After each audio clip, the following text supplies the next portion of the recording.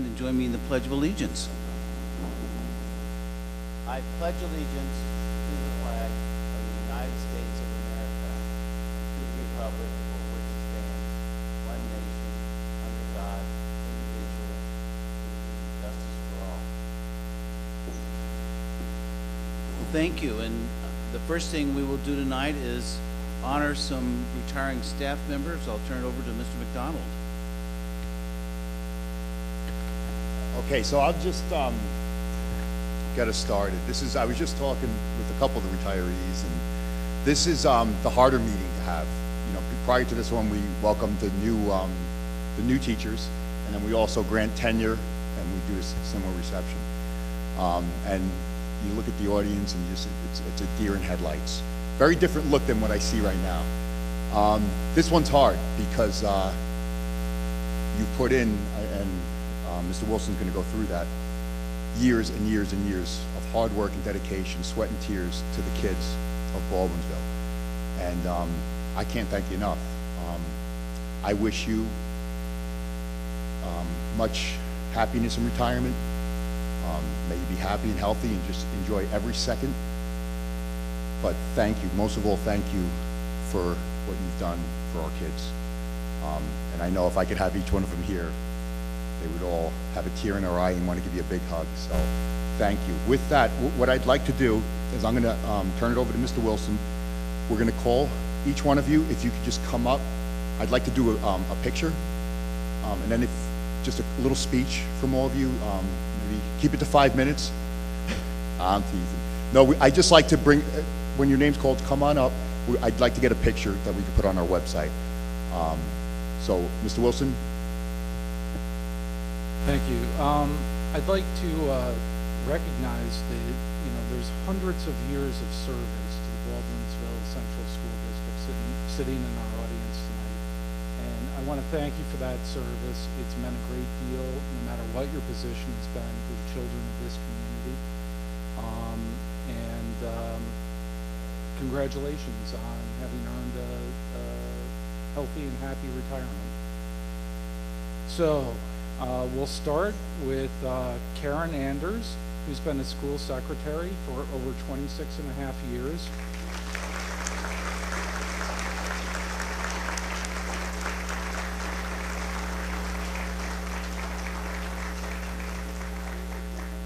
Bonnie Andrews, who's been a teaching assistant for almost 17 years.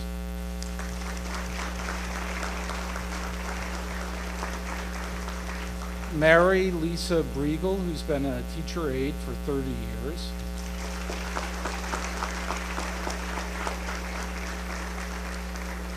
Tommy Bryant, who's been a custodial worker for 15 years.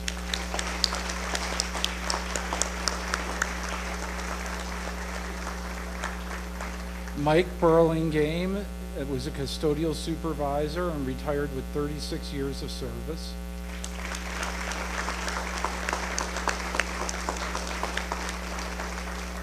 Susan Coleman, a science teacher who's been with the district for 27 years.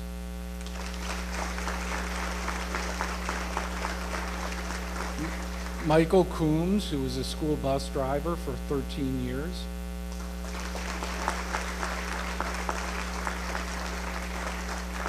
Diane Fitzgibbons, who's a special education teacher. He's been with the district for 32 years.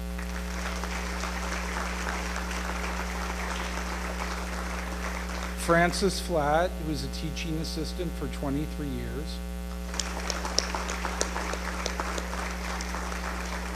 Patricia Gursky, who was a teacher aide for 20 years.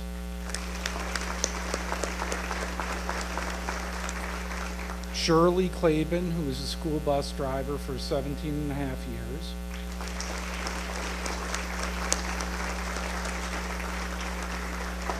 Rosemary Carilla, who was a teaching assistant for 32.5 years.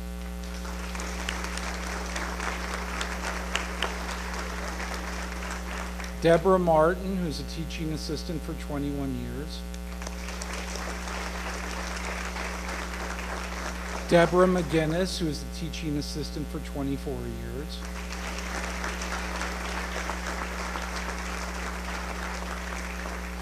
Diane Miriam, who is a teaching assistant for almost 19 years.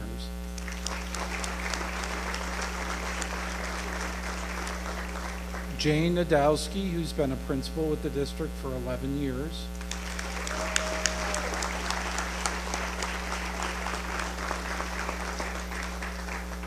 Kevin Noel, who's been a 6th grade teacher for 33 years.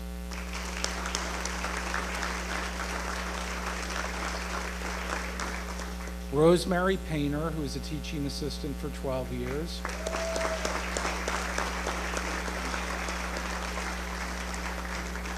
Pauline Peters, who's been a teaching assistant for 21.5 years.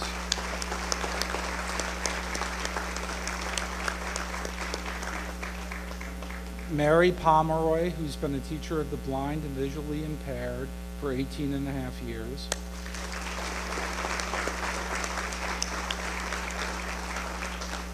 Sharon Porch, who's been a teaching assistant for 11 years.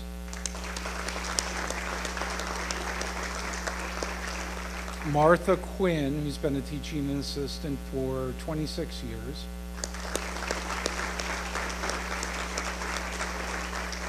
Patricia Reedy, who's been a teaching assistant for 20 years.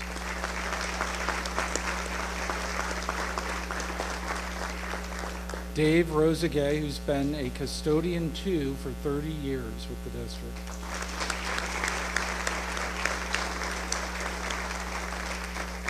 Don Root, who's been a principal for 12 years.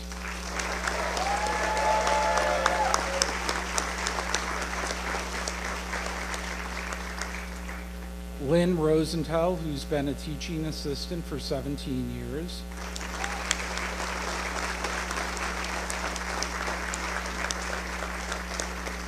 Rose Rue, who's been a reading teacher for 20 years.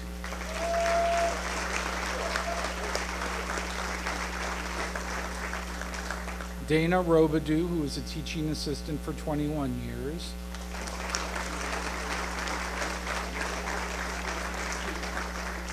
Sam Shraven, who's been an employee service specialist for 27 years with the district.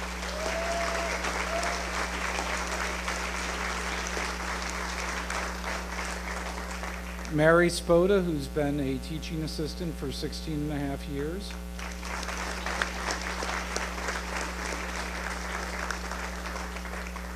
And tonight's winner with the most seniority, William Spraker, who's been a custodian 1 for 40.6 years.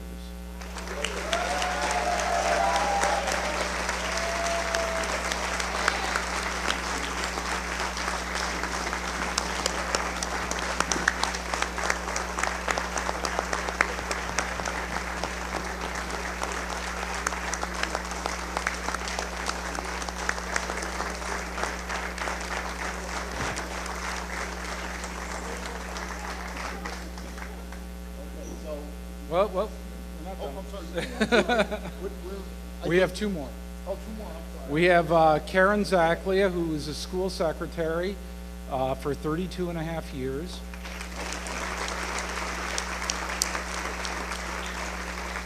And Jacqueline Wallen, who's been a special ed teacher for 33 years.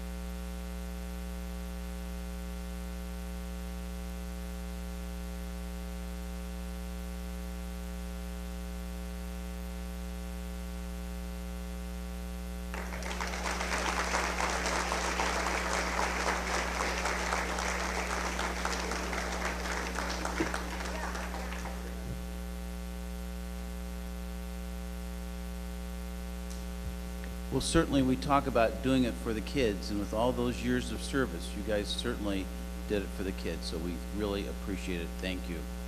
And now, I think we have a special thank you from the chorus for them, right?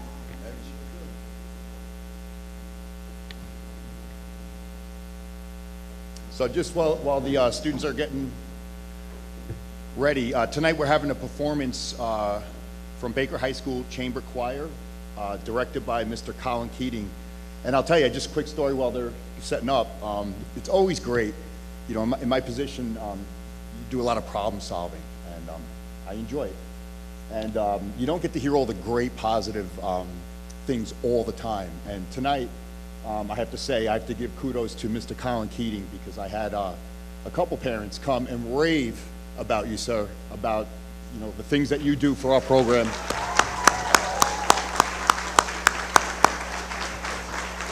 So,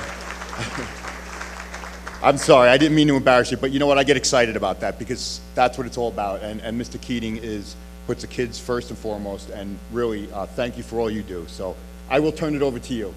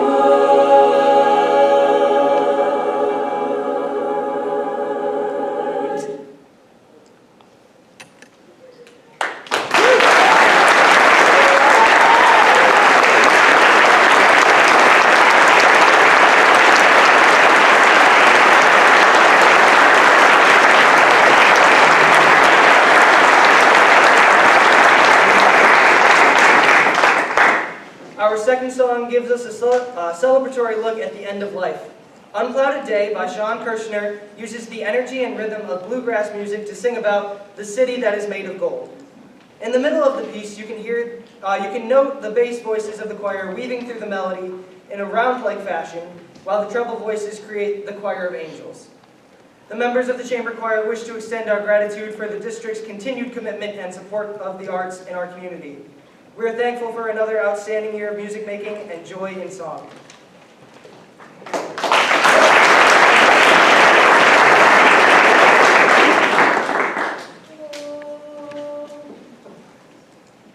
Oh, they tell me I'm a home far beyond the skies. They tell me I'm a home far away. And they tell me I'm a home where the storm clouds rise. Oh, they tell me of an unclouded day. Oh, the land of cloudless days. Oh, the land of an unclouded sky. Oh, they tell me of a home where no storm clouds rise. Oh, they tell me of an unclouded day.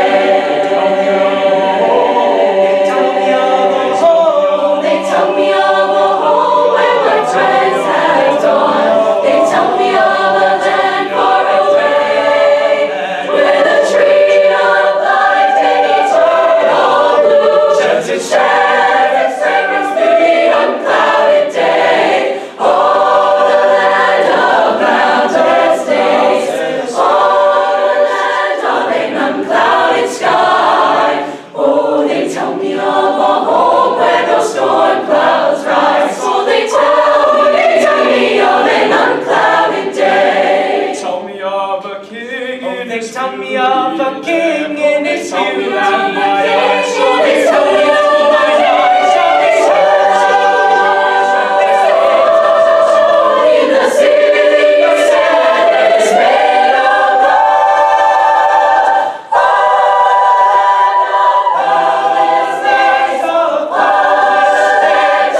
Unclouded sky. Oh, they tell me of a home where no storm clouds rise. Oh, they tell me of an unclouded day. Oh, the land of cloudless days. Oh, the land of an unclouded sky. Oh, they tell me of a home where no storm clouds rise. Oh, they tell me of an unclouded day.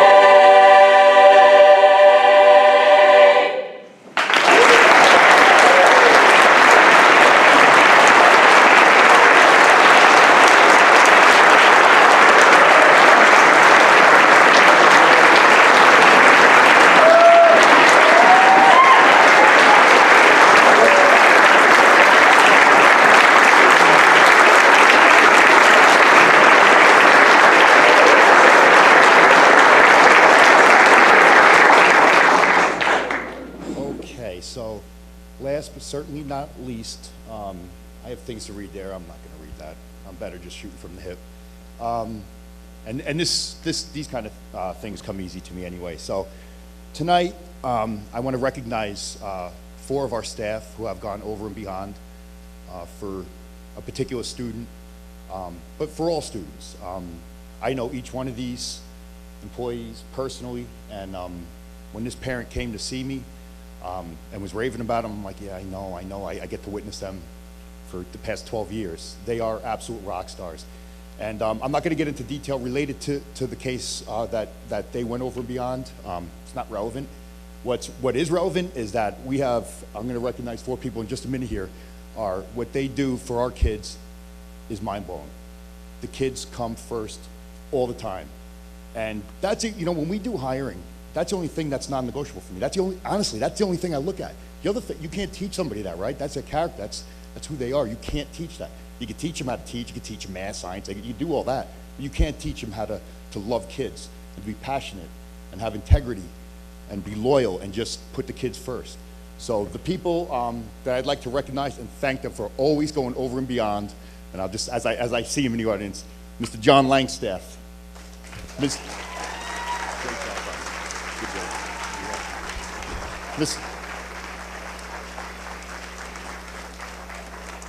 Mr. Langstaff is a teacher at Reynolds Elementary School, and we won't get into how long. I won't put you guys out there. I see Mr. Bick in the background, Mr. John Bick. He's a dean of students.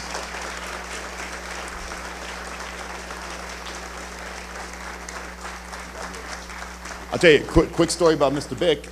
Mr. Bick actually retired last year. He's so good, I called him and begged him, please come back, please, please, please. So this year he helped us at Ray Middle School as a dean of students. So thank you, Mr. Bick.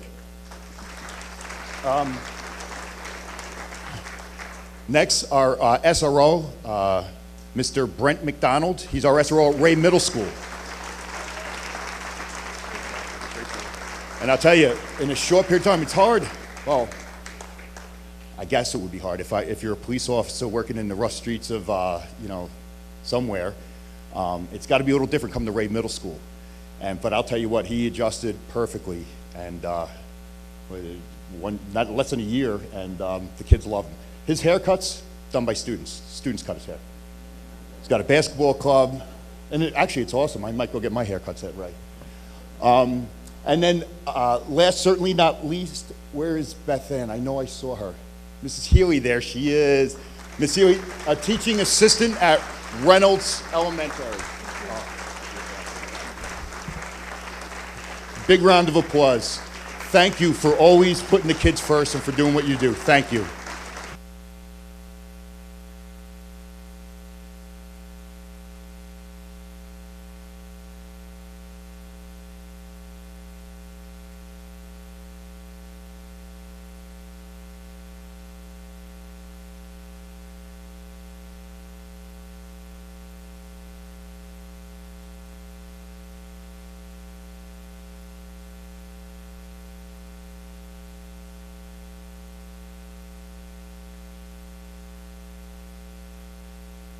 I had to get that in.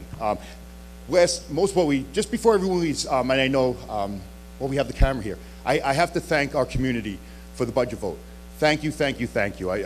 Every year I think that I've been here 12 years, seems like the margin gets bigger and bigger. So thank you for supporting us. We try every year to do everything we can for our kids, and we get more and more through less and less every year, because everything that the state seems to put these mandates down, they give us all these mandates but no money. So thank you to the community for always supporting us, and our kids most importantly. Thank you. And that's it. You guys are welcome to go. You don't have to though. This is the fun part. Thank you. Congratulations, everyone. Instead of going down the list one by one, how about we'll just let everybody speak to something they might have attended. First, of course, I see on here the transportation facility tour, which I think was a highlight. Anybody want to speak to that? Jeff? Yeah, for those who haven't seen it, but I think most of the board has, it's at least 3 or 4 times bigger than I pictured it in my head when I went. So it's quite an amazing facility. It'll definitely put Baldwinsville on the map for transportation. So anybody from the public, if we can get them out there, hopefully we'll be, I think, ribbon cutting in January. Is that what I heard, Matt? Yes. I don't have exactly, but around that time we're looking for January. That's when everything should be up in the building, ready to roll. Yeah. I'll talk with Jamie, Dane, and Tiffany, but that's original. I don't know if we should wait for the warmer weather or if we can do something inside, but we'll see. January. So definitely going to be a first-class facility. Oh so yeah, I agree. It'll be great. Okay, what else on here? Of course, the moving update, which is always a highlight. That is very inspirational and makes you very, very proud of a lot of these seniors. Anybody want to talk to that?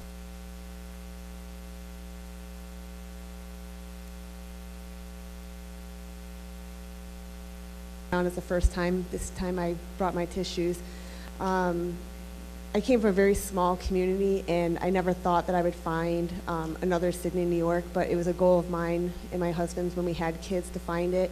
And what I've witnessed the last 2 years with the community coming together and doing what they did, and for some of them, very, very emotional, some sad situations turning into good for our students to push them along to be the best that they can be. the most incredible experience to see, and I'm so proud. I mean, I say to Matt, I grew up as a warrior, but I am definitely a B, and I love this community and what I witnessed at Moving Up Day. Okay, anybody else on that? Then, of course, the CNY SBA annual meeting, which I know some people attended. Anybody? Matt? Yeah, it was a good event. It's good to kind of have an opportunity to see boards from the area. Had a speaker kind of talking about and energizing people about what the future of education could be. Some ideas about how to think about and how to approach getting there. Nothing. They weren't giving you, okay, this is what it should be, but really kind of energizing you in terms of thinking about it for yourself. Thank you for that. And last on here, I know I've attended this a number of times, and it's always amazing. And how many years has Colonial Fest been going on? Somebody help me here. We're in the 35?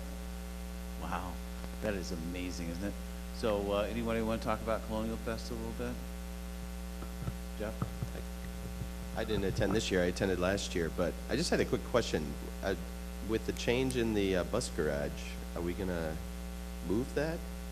Or are we gonna keep it in the same facilities? Good question. And if you I don't know the answer to it, answer, but I will yeah, don't tell have to you, answer. I have a feeling it's going to stay where it is, because actually the space is perfect, and it'll probably be a lot cleaner than what we do now. No, so my it's guess will be yes, definitely but a don't quote great- me on that. We'll discuss that for next year, but Yeah, I think it should be on the main Kudos campus. to the people that put that together, because it's every year amazing. Oh yeah, yeah.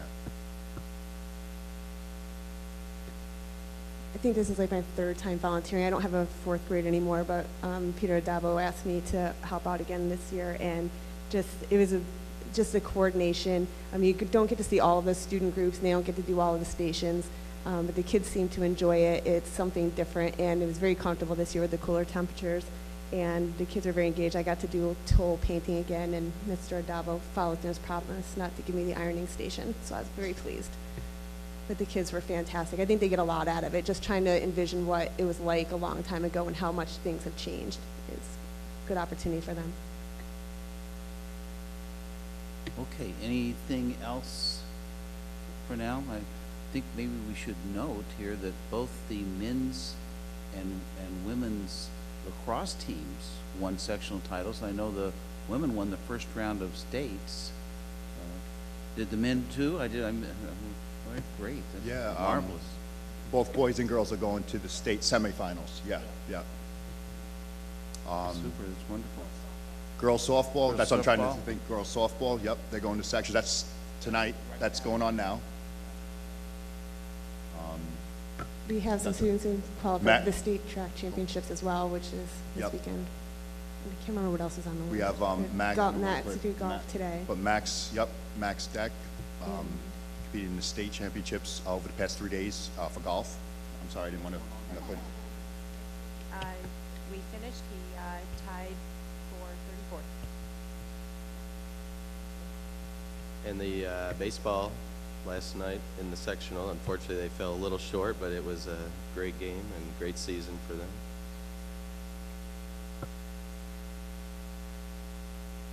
Thank you. That's so. We're starting to wrap it up. Yeah, Anything I else? think, I think it's pretty much the entire spring sports. It's just really, I mean, it's amazing every year, right? I think it's, we have some great athletics. You know, we saw arts today, but the arts are constantly winning awards. Athletics, Bville's pretty awesome. What? Okay, I guess we'll move on to Sophie. You can give your report, please. Thank you. Yeah, so, well, school's almost over, 10 more days, but who's counting? So last week I attended, a lot of students from Baker and Durkee went to a media literacy conference at the WCNY building downtown, and it was really cool to see. We gave presentations where we have like the video announcements. I was part of a presentation for that. Like Film Club gave a presentation, and there was a lot of presentations from other schools, and then I think my favorite part was a lot of art students from Baker went and got to exhibit their artwork, because I know I'm not in any art classes, and I never really go down to like the art hallway because I don't have a reason to. And that combined with the senior art showcase that took place last week, that was last week. Yeah, so those were really cool for me to see, because I never really get to see their artwork, and like they're so talented, and I think it's really cool that they got to they had a chance to go to that conference and show their work to people from other schools.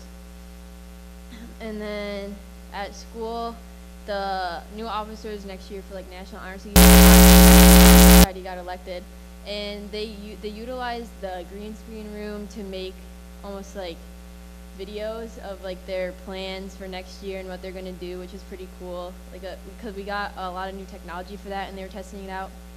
And then last week, the president of the Rose Bowl came and watched various band events throughout the week, and she was really happy with how the band performed, and she's really excited to have them at the Rose Bowl this year. I cannot talk today. And then other than that, coming up, there's just ball this weekend, which will be fun, I guess. I'm sure it will be. Okay, well, thank you, Sophie, thank you.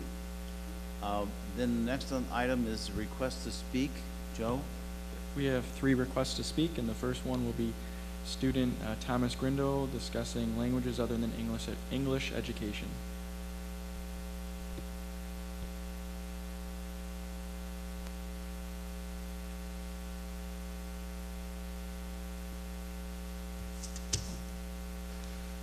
Ladies and gentlemen of the school board, my name is Thomas Grindle, and I'm here to support the extension of language other than English programs earlier in the school curriculum.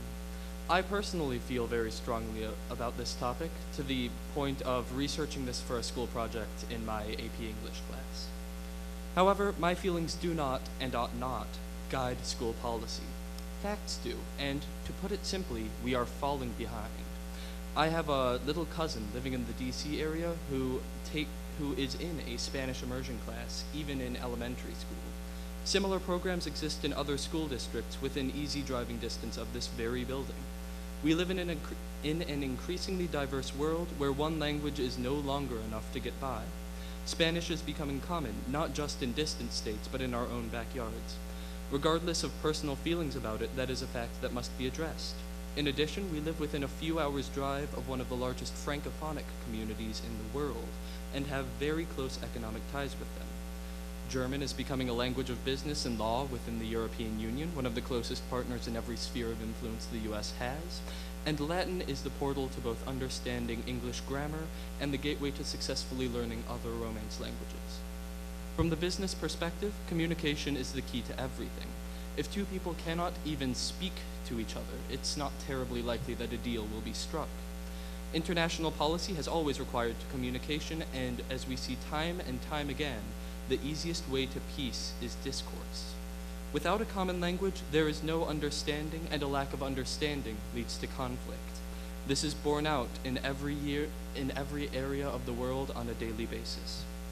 In short, there is no downside to learning new languages earlier in life. It is the peak age at which your brain can do so. It aids in every conceivable way, and there is a precedent of success in schools across the country. This is not some risky gamble we might lose money on. This is Baldwinsville giving its students an excellent base for whatever they may wish to do in life, not falling behind the curve, and doing its part building, in the words of the Bill and Melinda Gates Foundation, a more just, verdant, and peaceful world. Thank you.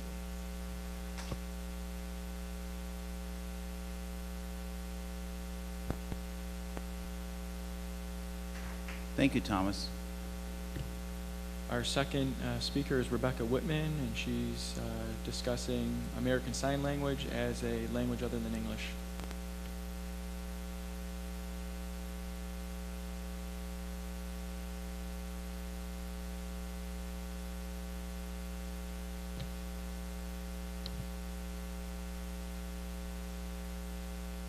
Good evening. My name is Rebecca Whitman. I'm a senior at Baker High School, and I will be attending Ithaca College for Theater Studies with a minor in Deaf Studies. I am here to propose that we add American Sign Language as a language other than English. The American Council on the Teaching of Foreign Languages estimates that over 500,000 people in the USA and Canada use ASL, and interpreters and teachers to the deaf are in high demand, careers that are in high demand and are especially accessible to students who may not be particularly gifted at math, science, or alt. HandSpeak, an ASL database online, says that knowing ASL increases spatial awareness, visual sensitivity, cognitive processes, cultural awareness, and cultural literacy. These kinds of skills are really helpful in test taking and can just increase the skills of individuals in Bville and the students' schools and just make their lives better. My interest in American Sign Language comes from the Broadway revival of a musical called Spring Awakening, which focuses a lot on what the danger of a lack of communication can be. It was put on by the Deaf West Theater Company, which meant that about half the actors were hearing and would speak and sign all of their lines, and the other half were deaf and would only sign their lines and have a separate actor playing their voice. This really got me interested in deaf culture and what it means to not be able to communicate with all of the world. I understand that adding a class or at any point can cost up to around $50,000 annually, but I do believe it's really worth the cost if you consider the demand. Out of 400 Dolgi students surveyed, 22% would rather take it than their current language, 20% would take it if they're not taking a language, 11% would have taken it if they were able to start that instead of their language, and 17% would even be willing to take it in addition to their current language. That's a total of 70% of 400 Dolgi students interested in it. To make space in the budget, 41% are willing to sacrifice Latin. In conclusion, American Sign Language can change lives like it's changing mine. Students in Bville are actively interested in learning and experiencing it firsthand. And if we really want to, room in the budget can be made. Thank you.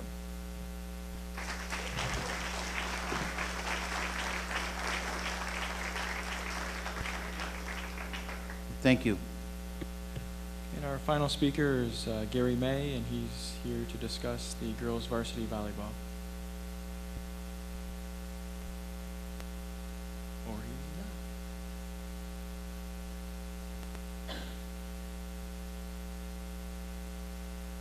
Change his mind, I guess.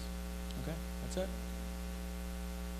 Okay, not hearing from anyone, we'll move on. And the next item is the consent agenda. Resolved that the Board of Education approve the consent agenda pursuant to the attached. Matt? Kim? Questions or discussions? Proceed to, oh, go ahead, I'm sorry. I just had a quick question. I know Jamie and Tiffany aren't here, but I noticed that we transferred about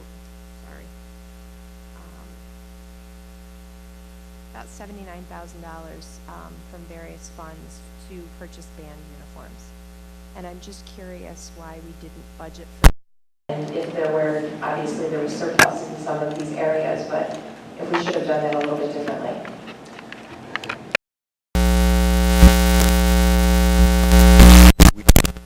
Uniforms and instruments. I have some things out there. We had to put it there just to be safe. Looks like I'm gonna get money from other donations, and but I might only get $50,000. So we just wanted to put the full cost. We believe the quote from Casey. It's just a safety net. Jamie and I spoke at this at length. I said, put it in there because it is a large sum of money. I said, just put it there for safekeepings. I am working with a couple of our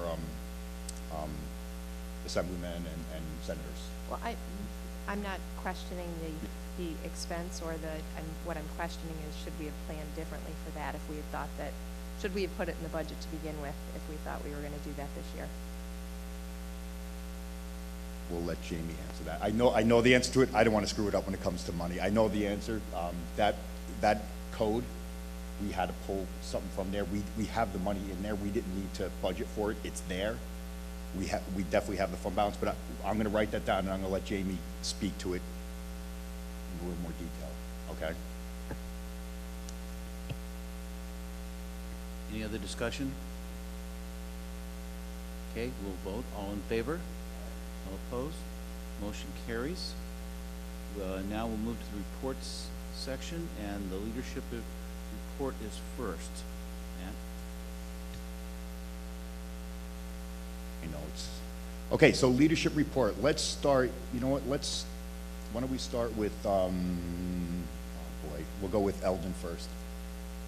First in the alphabet. So Eldon is here. We have two more reports for our strategic plan process.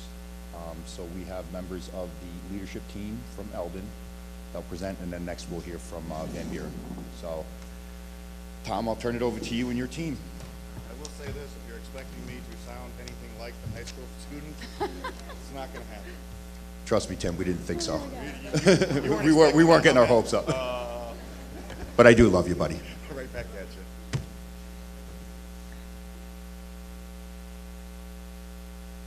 All right, first and foremost. Come on, Tim. I'm sorry, I know Tom. you're going to Go be ahead, Dean of first slide. Students, but come on. Anyway, to the Board of Education, Superintendent McDonald, and district administrators, we are so very proud to be here tonight and to our audience to demonstrate all the hard work that we've done, not only from this past year, but from previous years as well.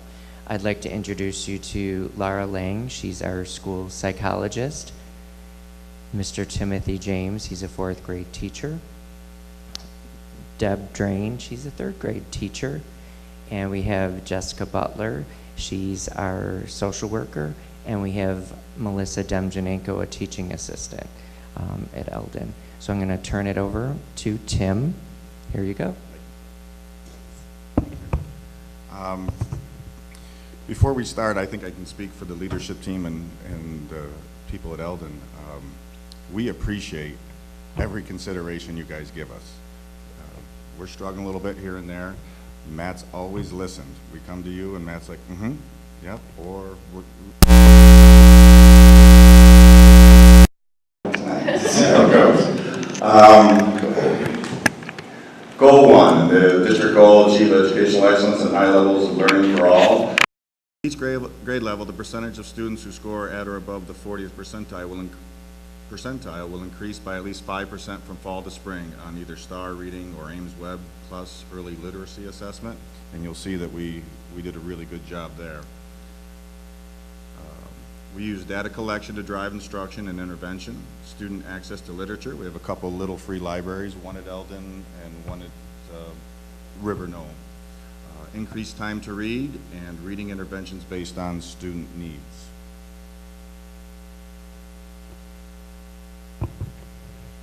So for our kindergarten students, what you'll see is this is a tier transition. So on the left is the fall, the right is the spring.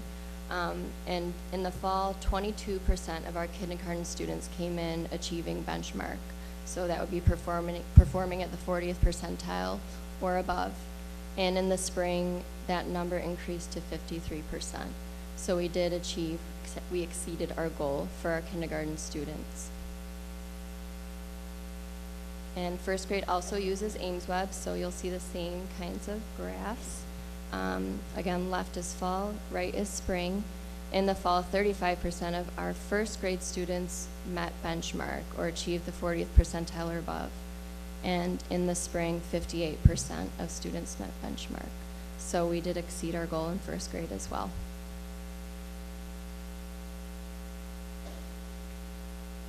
In second grade, we exceeded our goal, but what I want to, I guess, really look at are the 39% and lower. If you look at those numbers, there are 41 students who score 41% or lower. We have room for 15 to see reading teachers in the reading room. So you have a lot of students. We consider them all, but we have a lot of students. There's just no room. There's not enough room for them. You have 15 slots. The number did go down in the spring, down to 28 students who were 39% or below. So I guess that's where we're asking for consideration.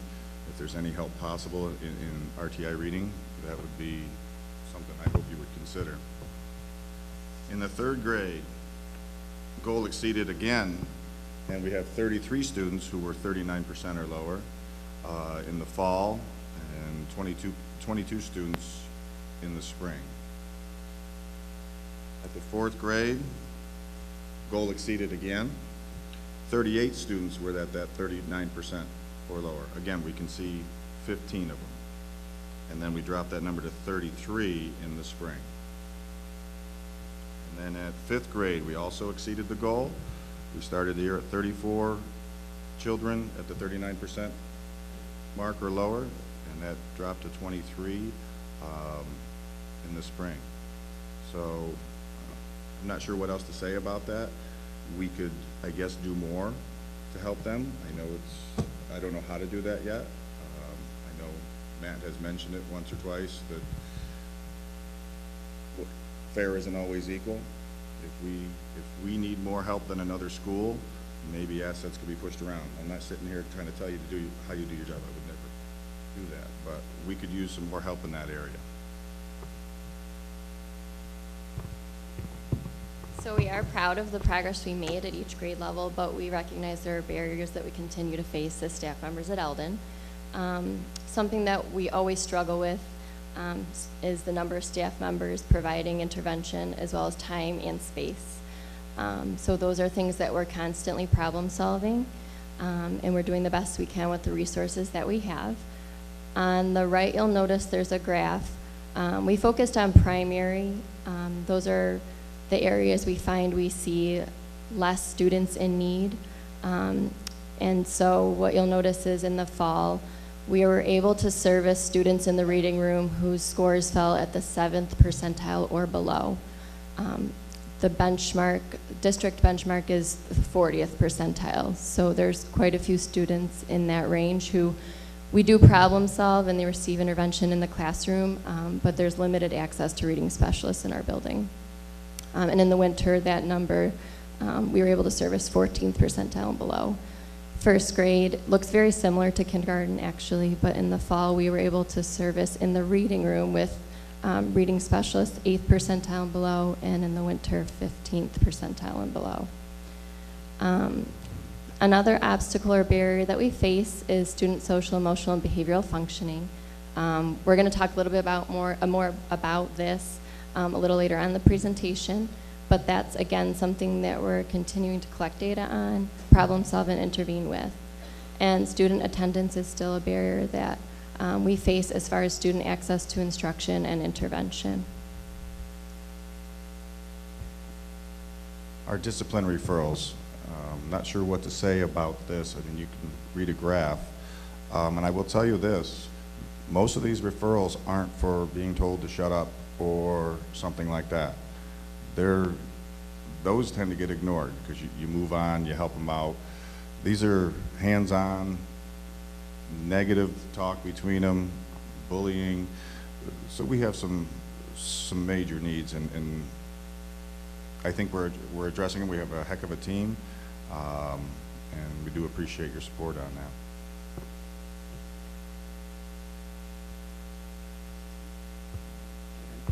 This one's working out. I'm going to be sharing with you the progress that we've made towards Goal 2, which is to ensure equal access, opportunity, and choice for all students. Our building goal was for all staff and students to have access to and to participate in the Positivity Project and learn all the character strength language. The Positivity Project continues to provide us with that common language that's so important for kids and for staff to be able to recognize strengths within themselves and with others. It allows us an opportunity to see what's unique and positive about the people around us and hopefully build stronger relationships, both teacher and student to student. And even though it's going to be a work in progress for us, we have met our goals based on our strategic plan for this year. So the first one is all classrooms have built time into their schedule for Positivity Project. We built that into our schedule last year. We built it into the master schedule this year, and all classrooms have participated, so we have 100% participation. Students and staff attend monthly building-wide morning meetings. We have a Positivity Project committee that plans these monthly meetings. We organize and plan based on the character strengths that we're working on at the time. We've had the high school coaches and athletes come over and talk about leadership and teamwork. We've done skits. We've had the pep band. Mike Irwin came in January, the P2 guru, and spoke to the kids, which was great. But two of my favorites were our Minute to Win It's, where we decided it was important to really give the kids a chance to participate in the process. So we organized these two assemblies, and there were little video clips, and the kids would watch a video clip, and then we'd call on them to respond on what they saw as far as the character strengths. And we made sure to make sure there were kindergartners and first graders all the way to fifth graders getting a chance to share. And once they shared their ideas, which it was amazing to me, I thought out of the little ones, we're just going to get kindness. Oh, that shows kindness. We got all of it. They said prudence. They said perseverance. I was amazed. And then they got to come up into a Minute to Win It game, and the whole school cheered them on. And it was really great to watch how they all did that day. The next month, we kind of did the same thing with a little bit of a twist. We did the videos again, and we had the kids share, but this time they picked a name out of a hat, and it was for a staff member to get up to do the game. And so they got to watch the teachers do a Minute to Win It and cheer them on. And the reason we did that is we wanted the kids to know that we're all in this together. We're all learning this positive language, these character strengths together, and it's important for them to see it's the teachers and the custodial staff, the TAs, everybody. We just felt that that was really important. We've continued with the positivity pack, so every week there's a new character strength. We nominate kids as teachers for a child who maybe was exemplary in the classroom that week in whatever that character strength was, whether it be leadership or citizenship. And they get a chance to go down and have ice cream with Tom. They get to have their picture taken. It's displayed on a bulletin board in the school for everybody to see. We also continue with our positivity shields, which are given out by staff members randomly. They can be given to a class or just to an individual student. They're announced on the morning announcements, and ours are video announcements, so the kids get to see it held up. And they're also put outside the office for anybody who comes in to see and for all the kids in the school to see. But one of the most memorable ones I remember coming across was a whole class got it for love of learning in science, because the day before they had really engaged and asked a lot of questions and showed a lot of curiosity. And so the teacher gave them a love of learning positivity shield. And I thought that was great. Our goal has really been to make sure we keep the language active in our classrooms and across the whole school. You may look at our number of referrals and say, what's going on? But it is working. Kids are using the language. It's just, we'll get there. On our next slide, we do have some data to share with you, but we're hoping to get some other data. We had participated in this survey program with the Positivity Project and Mike Irwin. We had a third grade classroom and a fifth grade classroom do surveys in the fall, winter, and spring. There was a scale of 1 to 5, 1 being it wasn't very much like you, and 5 being it was very much like you. And I asked them things like, I can recognize my own character strengths, I can recognize character strengths in my friends, I think I can grow my character strengths, I know how to be a good friend. And we're just waiting to get that data back, and we're hoping to see that there's some growth from the fall to the spring in their understanding of that. But we do also have BIMAS data, which Laura's going to share. So the BIMAS is a screening tool used for social, emotional, behavioral functioning. So teachers complete a rating scale for each student in the fall and then again in the spring. And what you'll see is first the fall data and second the spring data. The first 3 scales are looking at maladaptive or more problem behaviors. So those who are higher risk there display higher number of or more significant problem behaviors. And the final 2 scales are adaptive behaviors. So they're behaviors that we hope that children do display. So it's looking at their social functioning or ability to interact with others and their academic functioning as well. When you look at the 2 sets of data, there doesn't appear to be too much difference, although our social and academic functioning did improve as far as more students moved from being in the concern range to the typical or strength range. But I did calculate effect sizes for the first 3 scales, or the problem behavior scales, and looking specifically at the high-risk students, so their fall score to spring score, there were clinically significant differences for all 3 of those scales, which was very positive to see, and a very strong clinically significant difference. But we are still learning to use this tool and interpret the data and design interventions, so we're grateful for this and look forward to continue using this data to develop interventions and monitor student progress.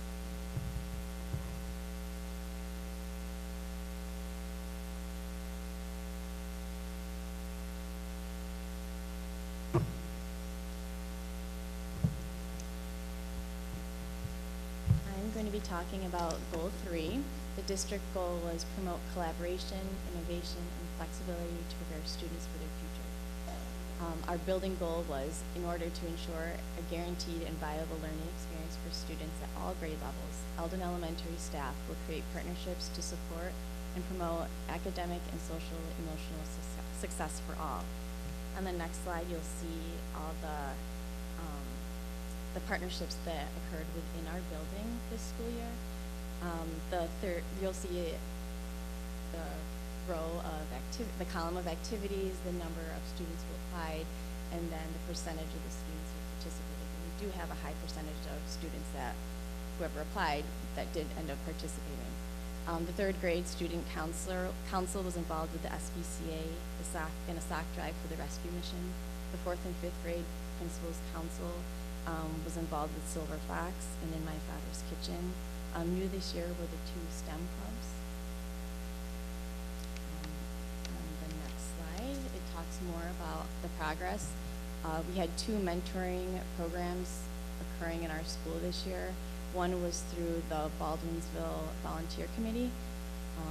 So that was the biggest mentor program that we had. And then starting in, I think, December or January, the district-wide mentor program from Baker started. And we had 44 students mentored in our building, and that's 9% more from last year. From all of the previous community partnerships that we had, we have maintained them from last year, and we've added Liberty Resources, which provides individual counseling for students in our building, and that's been an excellent resource.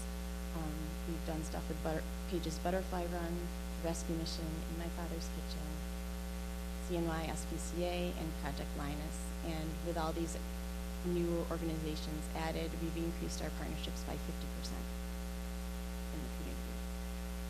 And these are some of the barriers. Time in the school day, time to plan. There's always financial resources, having volunteers, and parent involvement with transportation or participation on their part.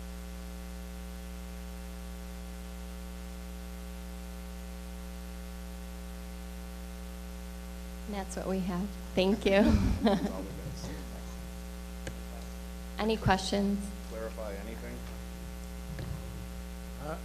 I've got one question, but at first I'd like to commend you all for everything you do. I've been to some of the events you've had at the community center in River Knoll. I mean, your school community really goes out of its way to help kids. So, I mean, one question I have, you've been doing an outstanding job in terms of the literacy and improving that. One of the gaps I saw was that slide from kindergarten to first. And I know you're not alone. All schools have slides, summer slides, but you know, and I'm not asking for an answer to this, but you know, is there something that we can do to support trying to minimize that slide? As kids get older, they can be a little bit more self-directed, but you know, 5-6 year old probably not so much. And I will say the district does have a reading summer program that's done through the extended school year. But, and so there are children with and without IEPs who can attend that program. And so that's district-wide. I do know that people have expressed interest, staff members in our building, in doing some summer support in literacy, whether it's somewhere out in the community, or we've talked about the River Knoll Community Center is just a really nice facility that's available and kids can walk. So those are things that there are staff members in our building that are extremely interested in doing. You're right that there's always going to be some level of summer slide, and we do expect that. For some of our kids, it's quite significant, and then to rebuild those skills takes a lot of time and resources, and really just kind of get back in the routine of reading every day, multiple times a day. And we continue to educate parents on the evils of that screen. You know, holy cow. My kids at night, most of them are not reading every night. they'll spend so much time on that computer, reading is not a priority. So keep educating the parents on the evils of the electronics. And certainly we're well aware, and we try to encourage our parents to get them to read. Typically, students who are going to struggle regress approximately 2 months over the summer, if not 3 months. So our staff is well aware of that, and they work extremely hard to try to bring them back to where they need to be. But each year, it's a struggle with that 2 months, and it would be wonderful to have programs for students for literacy beyond the public library and so forth, and pamphlets and et cetera.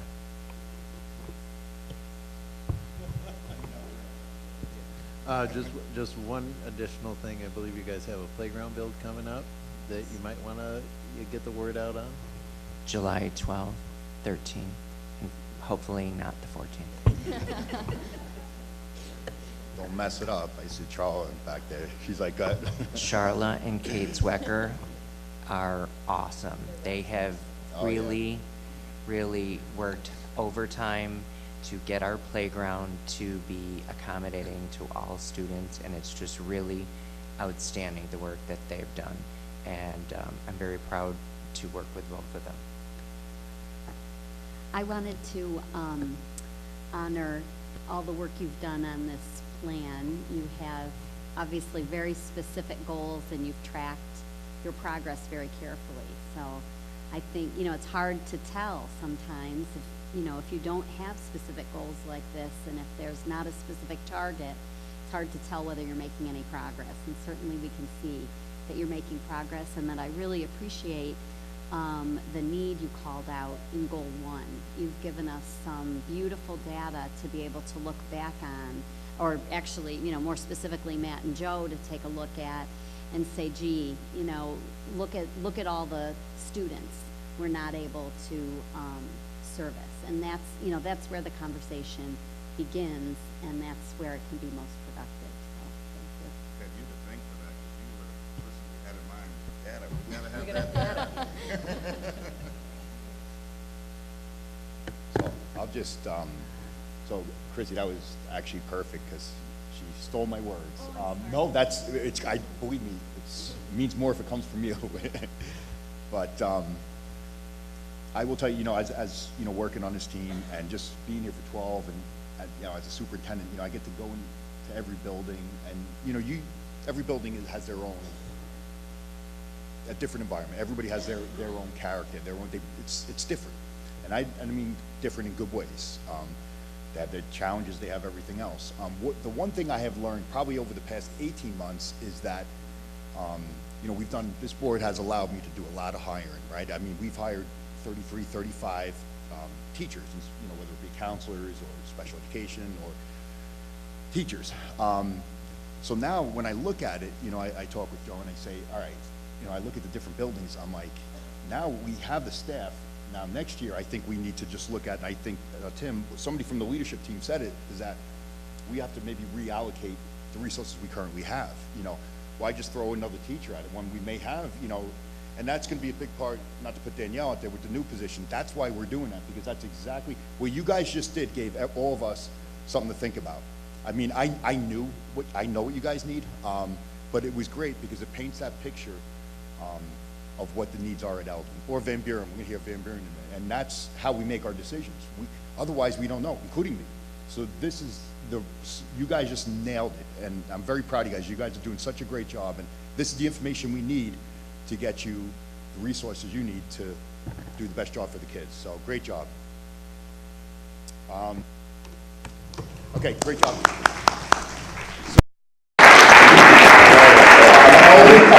I'm sorry.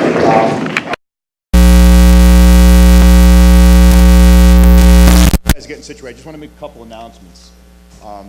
My brain's in a million places tonight. So first, I'd like to formally welcome and introduce our new assistant principal up at Baker High School. That'll start effective July 1, and that's Billy Allen. Billy, welcome.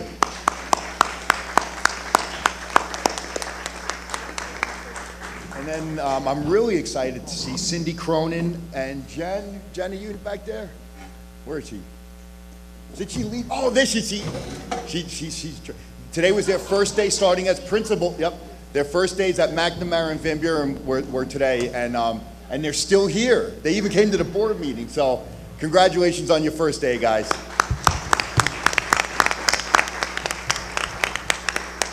Okay, so I just wanted to squeeze that in there before. It's all you, Danielle. Go ahead. Thank you. You stole my thunder on welcoming Cindy. So, again, welcome to Cindy. It's a little bit bittersweet, I have to admit, for me to sit here and share Van Buren's work with you. Obviously, the last 3 years for me have been such a pleasure, not only working with this team, but all the staff at Van Buren. So I know Cindy spent some quality time with our kids and with our staff today, and we couldn't be happier to welcome her. So thank you for that, too. For our presentation tonight, we have Renee Tyke, speech language therapist, Tori Sivers, first grade teacher, Amy Morgan, first grade teachers, next year's RTI math teacher. I had to say that because she's so excited. Alex Russin, our school psychologist, Noelle Pennefeather, special education teacher, Kelly Wall, currently fourth grade teacher, next year will be a first grade teacher, and Megan Chrisman, third grade teacher. So we're excited to share an update on the plan that we shared with you back in November.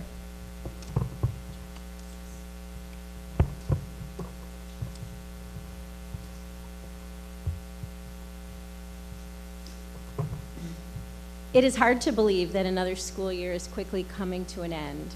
It seems like just yesterday we were planning for the excitement of a new school year, and we were in the beginning stages of planning our school-wide goals for this strategic plan. Preparing for tonight's presentation gave us all the opportunity to reflect on the past 160 plus days. Working in an elementary school is one of the most rewarding jobs a person can have. It is also one of the hardest, the most challenging, and probably the most tiring. There are days when your plans and everything goes as you wish, and other days, well, they just don't. Over the past several weeks, I have been part of conversations and many parent meetings where we have talked about how much growth our students have made. Our kindergarten students don't even look like the babies who entered Van Buren in September. I've listened to teachers tell parents that their student did not know any letters or sounds in September and now can identify all 26, know each sound, and are putting these letters together to form words and begin to read. Believe me when I say there is nothing more exciting than watching this process happen. This growth does not come without an entire building of staff collaborating and working together to achieve our goals. To prepare students for their futures by working in our PLCs to support academic and social emotional success for all. To ensure equal access, opportunity, and choice for all students by supporting the social, emotional learning, and character development of all students using the Positivity Project as a Tier 1 support. And to achieve educational excellence and high levels of learning by improving our students' writing skills throughout the grade levels. We are pleased to share our reflections on the 2018 and 19 school year at Van Buren.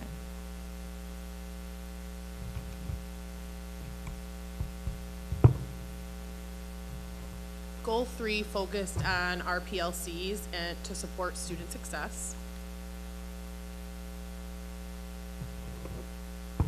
So this is the saying we started to say when we began using PLCs.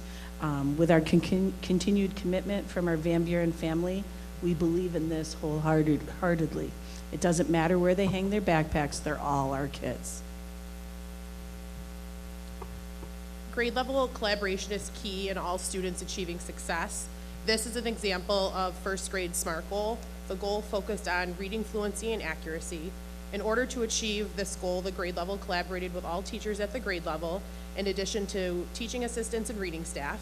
Developmental reading assessments, progress monitoring through AimsWeb, Dolch reading lists, fluency phrases, and common formative assessments were all used as evidence.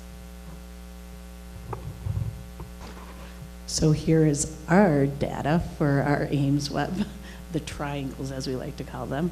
This measures, these are the early literacy for Ames Web, which measures oral reading fluency. And if you notice, our tier 3, which is the red part in the fall, we had 46 students that fell in the tier 3, which is 49% below. And in the spring, we cut that in half to 21 students, or 24%.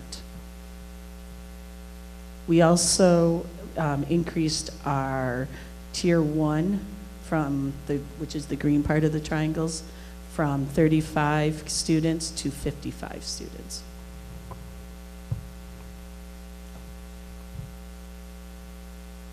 And this here is another way to look at our results, because Ames Web is just a 1-minute test with a child, so you don't get the whole picture sometimes. So here's our DRA results, and DRA stands for Developmental Reading Assessment. It measures accuracy, fluency, and comprehension. If you look on the chart, the black X's are our beginning DRA levels, and then the red X's are near the end of year DRA levels. If you notice, the bottom colors represent the beginning, which is orange, blue is middle of the year, and pink is the end of year ideal DRA levels.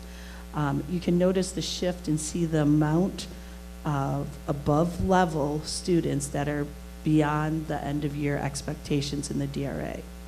We also had 21 students were tier 3 in Ames Web, but only 14 are below in the DRA level, because the DRA, like I said, measures that accuracy, fluency, and comprehension, not just that how fast you can read a passage in a minute. So in order to achieve this student success, at first grade, we group students homogeneously, meaning everyone gets what they need at their level. Using data collected through DRAs and Ames Web, we sort students on Post-it notes, and then we put them into instructional groups. These instructional groups are then mapped out into our guided reading block. And this is what our typical schedule looks like. Through our grade level PLC work, we are able to utilize all teachers to meet the needs of all students. The colors correspond to each student's home teacher. So as you can see, teacher 1 is red, I think it's red up there, is red and only sees 2 of her home students. Through our collaboration during PLC, we are able to discuss students and adjust our instruction accordingly. Our teaching assistants are also utilized during this time. They too meet with students as guided reading groups, as well as students that need additional intervention, possibly in Foundations, which is our phonics program, or through sight words or fluency practice. We also work with our special education teacher to meet the needs of our students with IEPs. In addition, she also sees students that are not identified. We also collaborate with our RTI staff in order to meet the needs of our tier 3 and tier 2 students needing intervention. And then this is our Wordle from the beginning of the year. As you can see, collaboration still remains at the forefront of our instructional practice.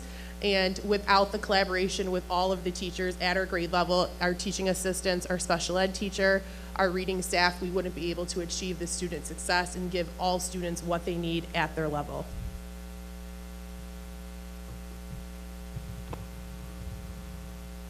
So our building goal 2 was to support the social emotional needs of our students. This year we did continue with our second year of the Positivity Project, including every classroom 100% participation in the character strengths each week and monthly character strength school-wide assemblies. And this was a wonderful tier 1 support for the entire school, and it was a foundation that enabled us to easily implement to tier 2 or tier 3 support for individual students as needed.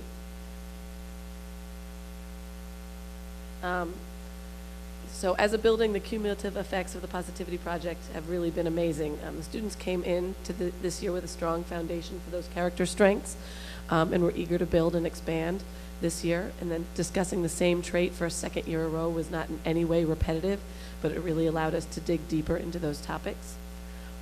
This year we worked on school-wide behavior expectations around the building, behavior expectations in the cafeteria, the hallway, the bathroom. A particular focus was our new playground. Our new play structure came with much excitement, but also required a setting of new expectations for behaviors.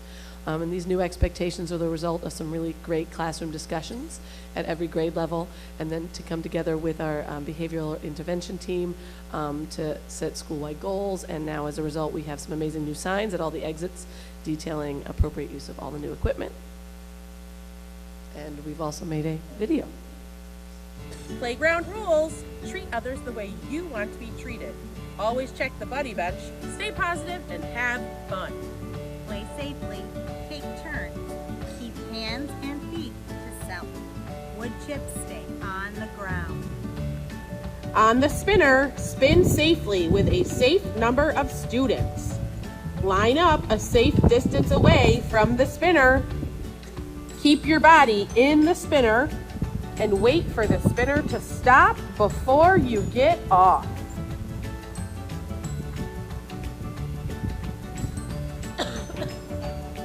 On the net climber, climb up and climb down safely. Know your climbing comfort zone. Stay on the ropes. Ropes are for climbing only, and make sure you're aware of other climbers. Great job, everyone. On the oodle swing, have a safe number of people or animals on the swing. Line up a safe distance away. Use one pusher only. Hang on to the ropes and sit while riding. Wait until the swing has stopped to get on or off. Great job, Mrs. Doback, Mrs. Fabry, and Frankie. On the spinner, line up a safe distance away. Spin safely with a safe number of students. Wait for the spinner to stop before you get off. Good job, Mrs. Scuderi and Mrs. Fabry. On the roller slide, sit on your bottom with your feet in front of you. Only 2 people allowed on the slide at a time. When you get to the bottom, move out of the way quickly. Great job, Mrs. Iano and Miss Harrison. This is how you properly go up the rock wall. Always go up. Only get off at the top, and 1 person at a time. Good job, Mrs. Orr.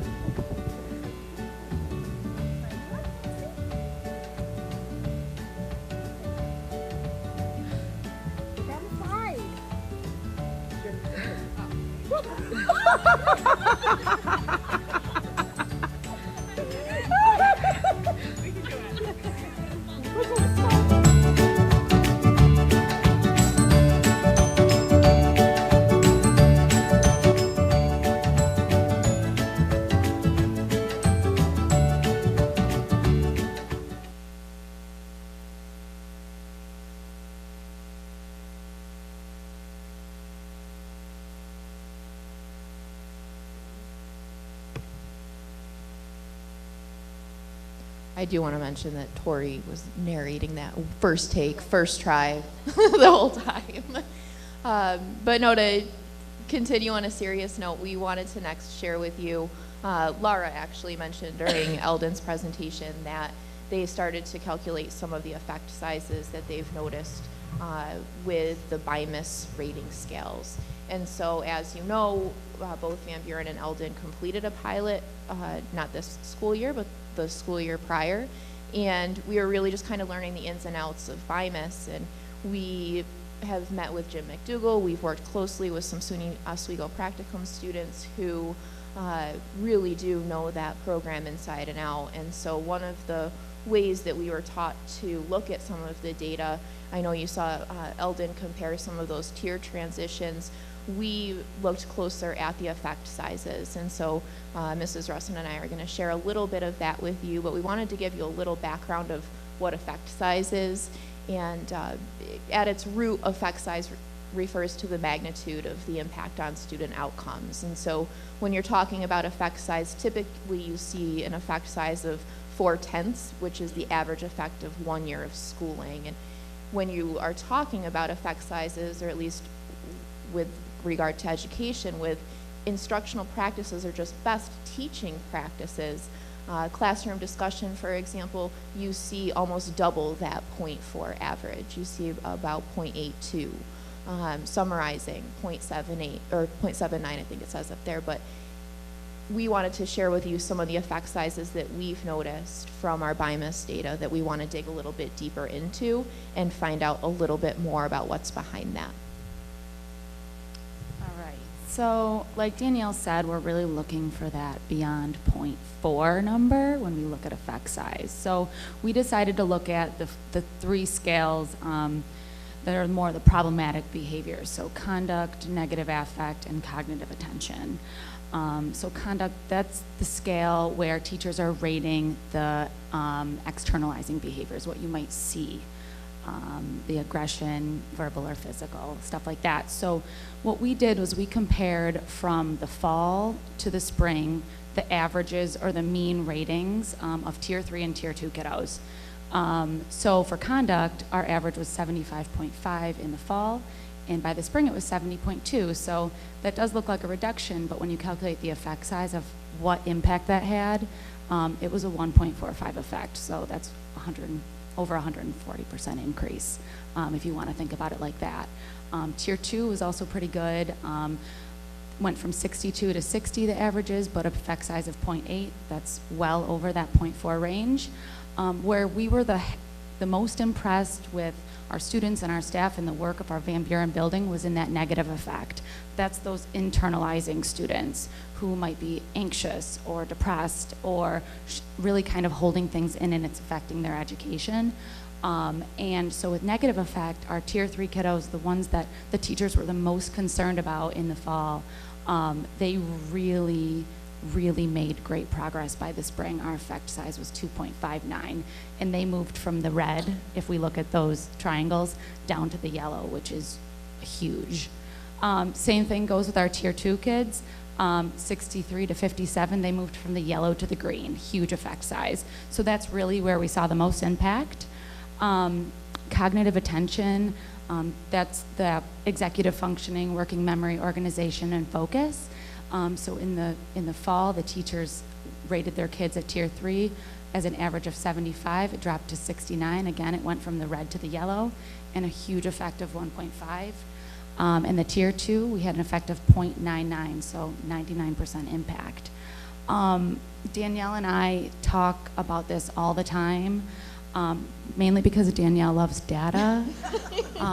But we do talk about it, and we see these numbers, and then we see graphs like this, and we're just saying, where did this come from? What did we do? We know we do stuff every day. We know we work so hard, and these kids work so hard, and we involve their families so much, but like, what did we do day to day? So we always say we have to take the 30,000-foot view. We have to take the bird's eye view. And we have to look at our interventions, our multi-tiered systems of supports, our PBIS team, our positivity project, our IST. We are putting in tons of social emotional supports every day, and these kids are working so hard, and it is really nice at the end of the year to see this impressive growth and this really dramatic data. So I know Danielle, as much of a numbers girl as she is, was extremely happy with this, but we were all just so proud of our students and really proud of the whole team at Van Buren. So when we started to talk about, well, what is some of it that we've done, or what is it that we do each day, I think that that's where we're still diving into some of that data, or where we can start to look at, similar to those instructional strategies that we use, what are some of those social emotional strategies that we use. And so Megan was talking a little bit about what we do at Tier 1 by setting those school-wide common expectations for different areas of the building, involving students in coming up with what those expectations should look like, and not just saying don't, but these are the things that you can do. And if you noticed in the playground video, all of those rules were worded in a positive way. There wasn't a don't or a not or a no. It was telling them how they can use the equipment. Our school-wide meetings, again, those happen monthly through the Positivity Project, celebrating our strengths. We have a great partnership with McMahon Ryan, who comes in and does different trainings with our kids throughout the year when it comes to whether it's bullying, whether it comes to just what is safe behavior, especially with our K-2 students. And obviously, Frankie, the therapy dog, is available to all students and staff. When you add onto that tier 1, so that tier 1 is that core and tier 2 is the core plus more, again, that RTI support, social groups, silent mentoring, check-in, check-out is really relationships-based, so that students have a specific person that they are meeting with on a regular basis.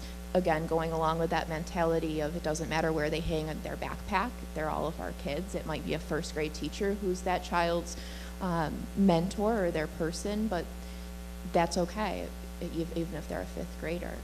Adopt-a-Bus is something where staff have gotten on our different buses that we have and just, again, reinforce some of the rules. High school student mentors and partners, that was a wonderful program this year that we'd love to see continue in the future, and having a PBIS Tier 2 team that's, again, digging deeper into some of those specific interventions. Tier 3 in that red is that core plus more, obviously adding a special education teacher at every grade level now. That's been a huge success for our co-teaching program, but also having individual counseling sessions, still making outside referrals and having collaboration with outside providers, while still acknowledging that we have completed or are nearing the completion of our first year with our Liberty Resources partnership, and we have nothing but great things to say about what benefit that's had for our students and our families. Also, adding a school resource officer. Officer Natoli's been wonderful. She's one of those check-in, check-out people on a regular basis for our kids, and they just love the relationship that they're building with her. And as we continue to move forward, thank you for tonight's approval of the Dean of Students positions. We really see that being a nice addition to the team, and in the future, continuing to develop our second step curriculum in conjunction with our school social workers.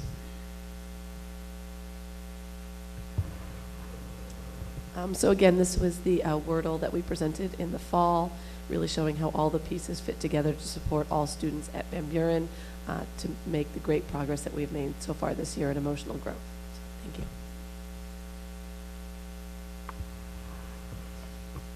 Our overall building goal number 1, that basically states that students will demonstrate writing improvement through prompts and established assessment rubrics. We shared an update on a goal earlier on how we monitor groups and teach students that are learning to read. The following is an update on the 4th grade goal and how we monitor group and teach students that are reading to learn. So for 4th grade, we looked deeper into the STAR by looking closer at each standard, and we felt that the standard, which focuses on referring to details and examples in a text, was critical to the students' understanding, so therefore we chose this to be our SMART goal. At the beginning of the year, we were around 68% of students that were at or above benchmark, and our goal was to reach 75% on or above by May. We're still looking at data and collecting it, but it looks like we will end this year around 78% at or above grade level. To get there, we use bi-weekly Scholastic news articles with close read questions. We all use question structure, which we call snapping questions, which is basically breaking down the question to understand what you're looking for, matching answers back to texts. What we felt was the most successful was having a rubric, ADD, that students wrote next to each of their answers, and then we taught students to write it, to check it off as they completed each question to help them know that they were answering the question completely. And we found that this has been successful for the students to self-assess and use text evidence. You can see this is a student work from September. It's not completely answered. They attempted to use evidence-based text starters, but the student didn't completely answer the question, didn't have 2 pieces of text evidence. And then by May, they had the answer detail rubric written next to it, checked off, and the student answered the question completely, had 2 specific details from the text using evidence-based text starters. And one thing that kind of stuck with me was that at one of our leadership meetings, a 5th grade teacher said, that's why they're writing add next to their paper. So it kind of showed that they were taking what they learned in 4th grade and transferring it to 5th grade, and it really helped them. What you don't see on this piece of work is this is from a chapter book, so they had the page numbers written down on the side of where they matched it. I always tell students that they know their score before I do. If they went back and they found they can prove it to me with a page number. Our goal at the beginning of the year was to have one rubric across all grade levels. We didn't get there yet, but we talked that that's okay. It's a work in progress. We're still working there, and we're looking at what works for our students and what doesn't. But these two pieces of work show the growth that we have made this year. This Wordle represents the strategies in connection to our action plan and what was used to help us achieve goal number 1. The larger the word, the more imperative it was to our goal and its success.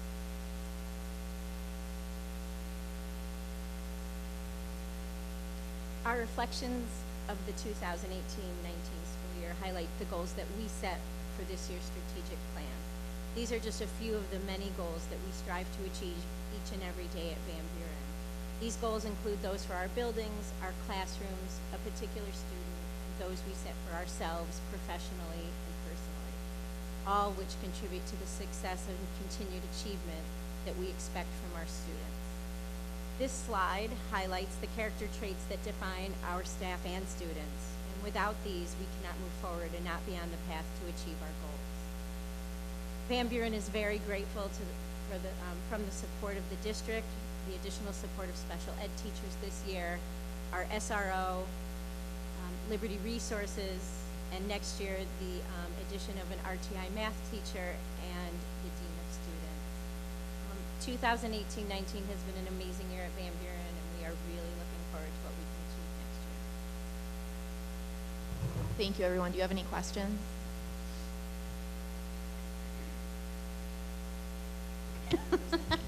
I don't have a question, but I do have an observation. I think it's great that you've been able to take that social emotional programming you've done and really go one step further to show that it really is having an impact. All of those things you do, you know, I think we all sit back and we say, wow, that's really cool, and we feel really good about it. But you can show that there's a definite impact with what you're doing, and I really appreciate that. I just had a quick question on the Liberty Resources.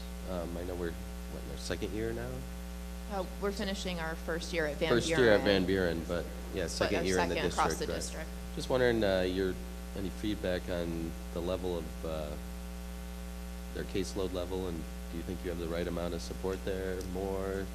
Sure. So at the beginning of the year, you know, no secrets, it was a little bit slow of a start. But by about mid-year, we started to really fill up that caseload to the point where our caseload has been full for the last few months now. We just had a transition meeting last week where we started to look at which fifth grade students are currently serviced, who will be moving on to Ray and transferred over to Ray's caseload, which, by the way, they do still see those students over the summer too, to keep that growth going, which is a great resource. But again, we've had a great experience working with our therapist, and only look forward to what year 2 at Van Buren can look like with that collaboration piece.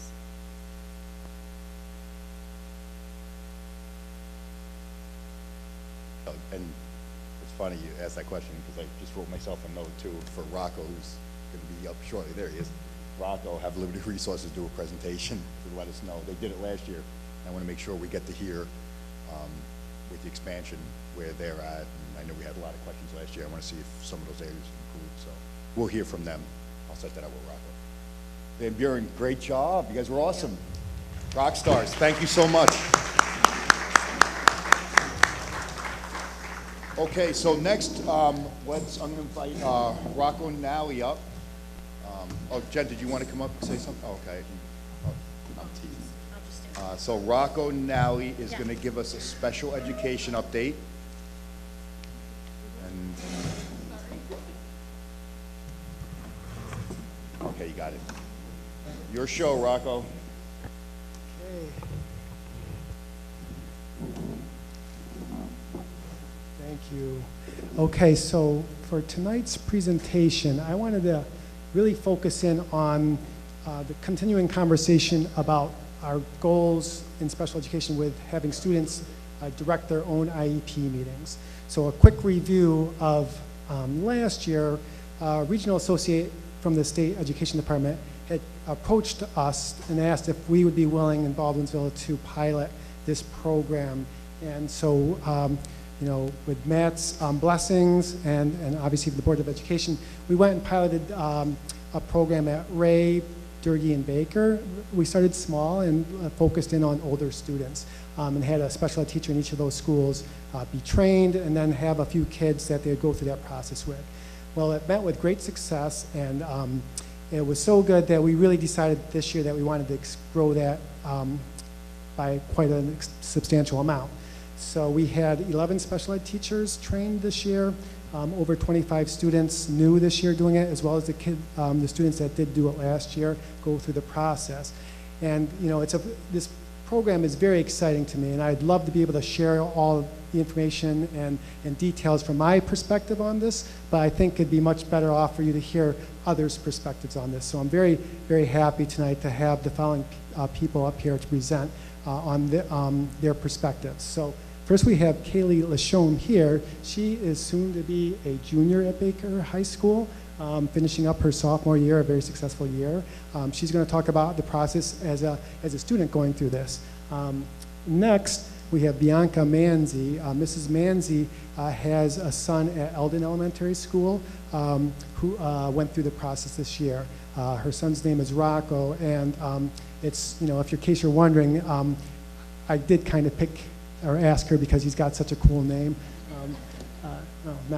But also, we got a little video of Rocco we wanted to show you too. It turned out really great. Then lastly, we have Noelle Pennefeather. I didn't realize Noelle was going to be presenting already tonight. I feel bad to ask her to do 2 presentations in one night to the board. But Noelle's going to talk about the special ed teacher perspective, obviously as a Van Buren special ed teacher. So I'm going to kind of turn it over to Kaylee next. My name's Kaylee, and this year I was part of the self-directed IEP program. A little about myself. I, in 5th grade, had a 504, and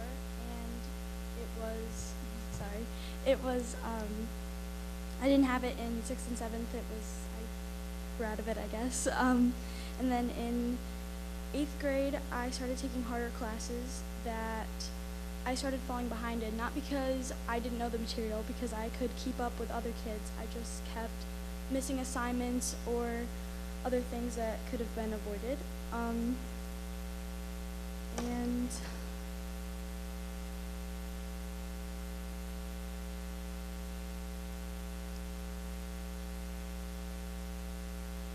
I've used the accommodations I have all year. It has helped me, it's guided me to success this year. Doing this program has helped me understand and advocate for things I need to help me learn. I personally feel that as though kids my age with IEPs should be involved in this process of discussing their own struggles and what kinds of modifications they feel would help them. Some of my classmates that I know that have IEPs have told me that they don't know what accommodations they're entitled to. Students knowing what tools and resources they have helps themselves understand their education path. If people like me are well informed and to improve communication between them and their teachers.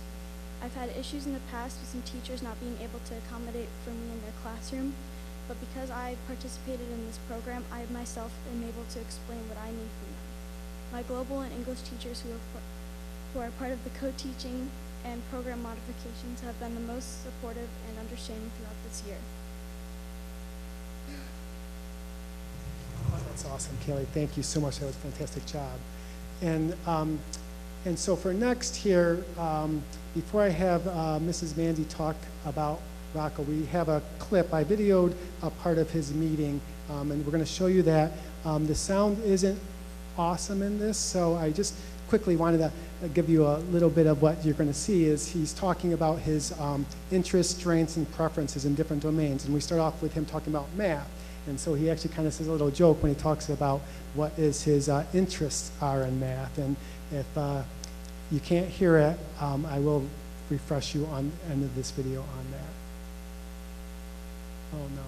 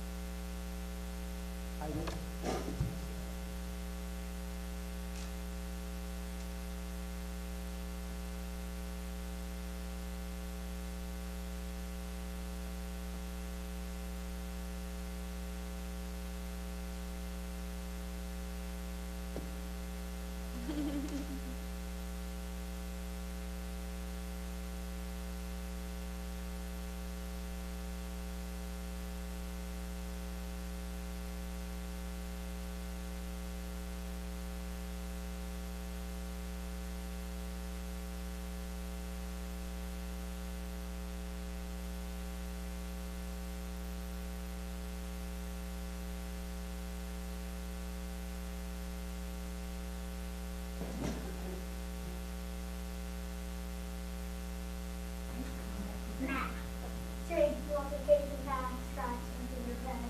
That's not really interested in that. At least you're honest. We went with honest answers. I put on what he told me. That's good. Then he helped solve the two-step problems by getting it loosening his phone. That was when we were in the hot tub, but the hot tub was actually cold. And then my brother got kissed right there by grandma. I liked it. He wanted me to get on his shoulders, and then he was. That was before you knew how to swim, right? Yeah. So while you were in the hot tub. Yeah. Are you ready? Yeah. And see what live was say rich crash ways to win. Synonyms, antonyms, and homophones, strings, answering, volume, count, like the and it's from the same time.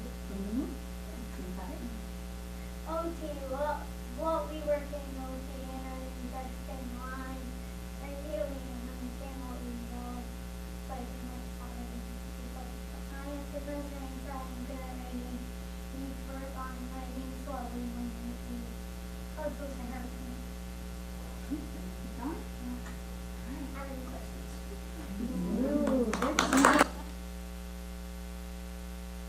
So did you catch what he said there? I'm not interested in math and our interests. Okay, so how do I go back to this, Joe? X out of that?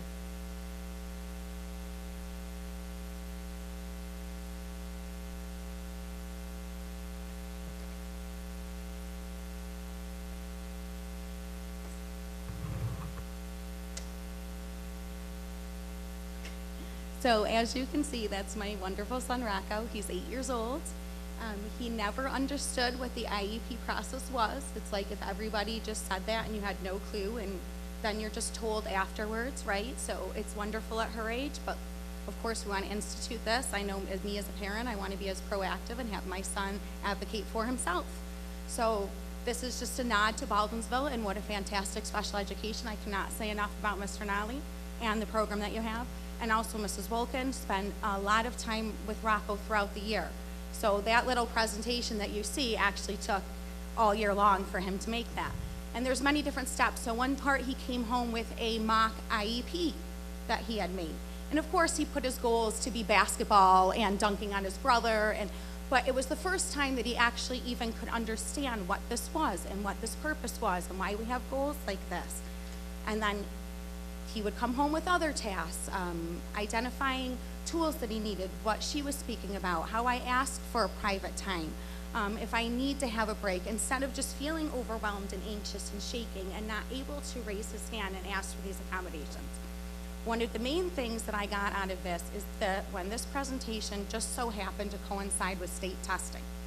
And state testing for a parent with special needs is a nightmare, okay? And my son never up until then would have been able to identify or ask for these tools that the IEP process gave him to able to say, hey, I need a quiet spot. I need to take a break and walk around at 8 years old, okay? So I can't even tell you how beneficial I really feel like this is. And also how Rocco now feels like a member of his own plan. And nobody wants to be told what to do, even at 8 years old. How can he understand? Now, of course, if Rocco came in and he says, hey, I don't like math, it makes me anxious. No, we're not gonna, of course we listen to that, but we're not gonna take it off of a goal, right? But he's validated in his feelings, which is so important.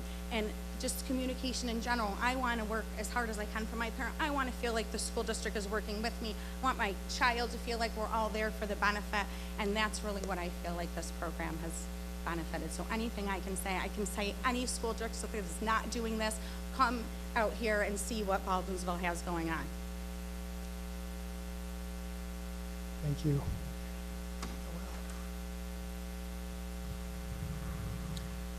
I'm Noelle Penafeather. I teach at Van Buren Elementary School, and I currently am co-teaching between 2 4th grade classrooms. I have special needs kids in both classrooms at this time. why I have note cards is our fourth graders are currently working on their famous New Yorker project.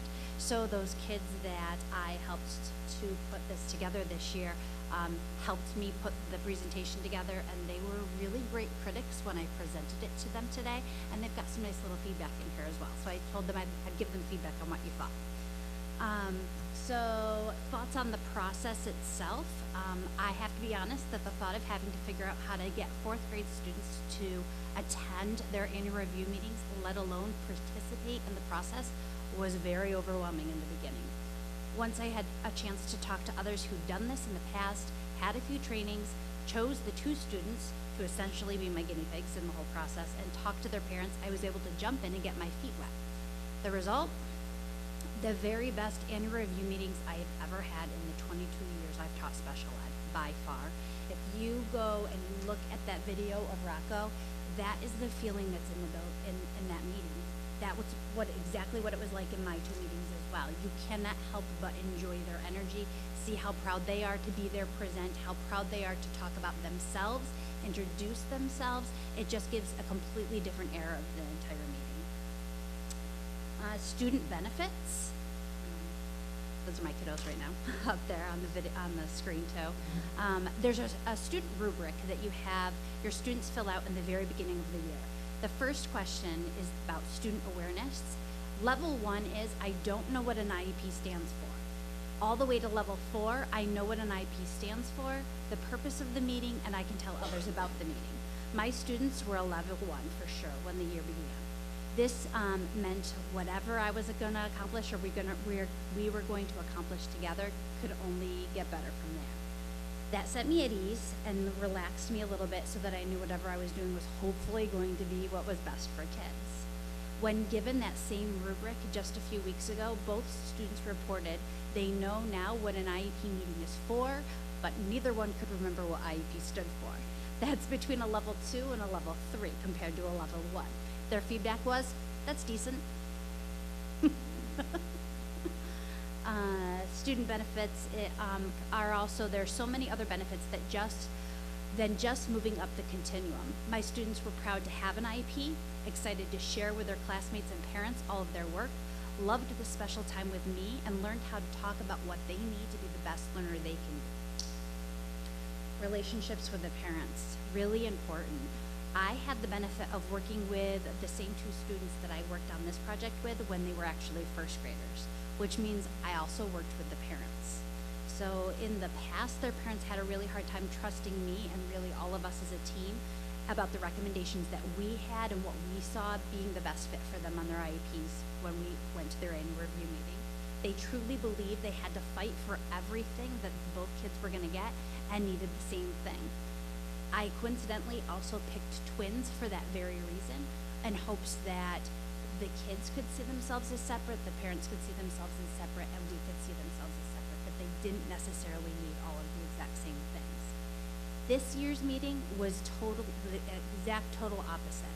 After going through the self-directed IEP process with them, having their own children talk about what they need and what they didn't need as learners, and a chance to really work together, we were the team at that meeting.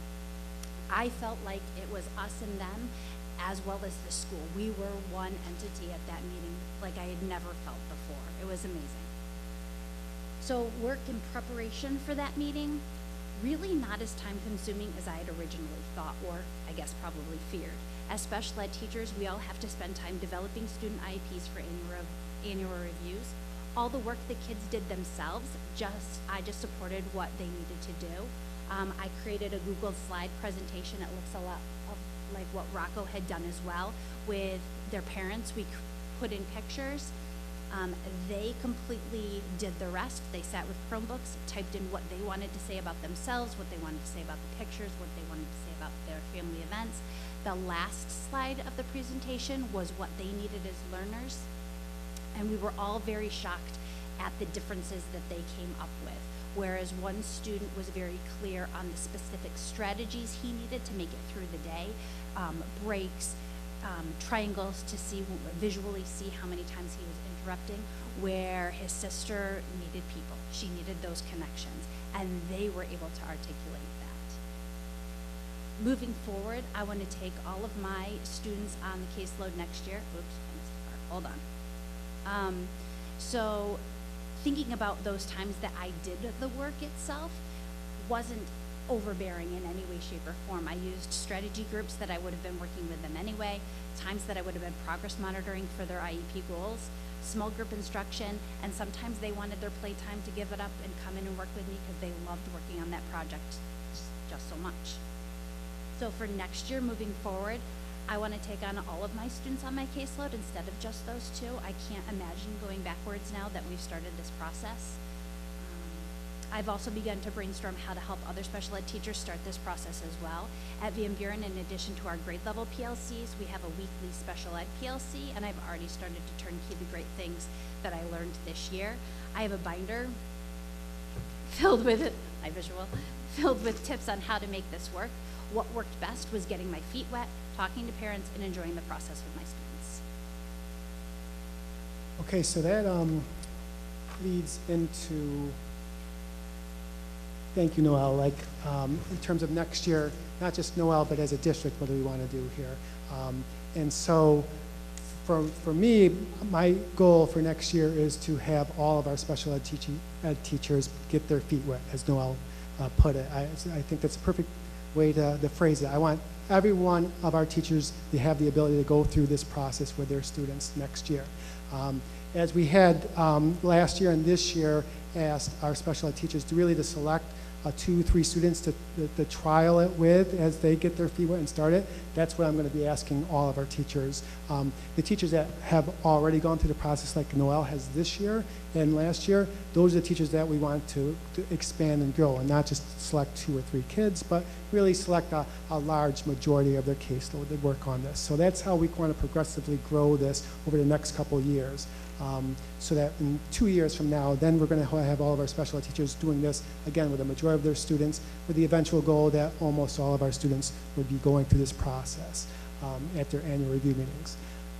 We use BOCES, their Regional Special Education Technical Assistance Center, for the past 2 years to support the training of our special ed teachers.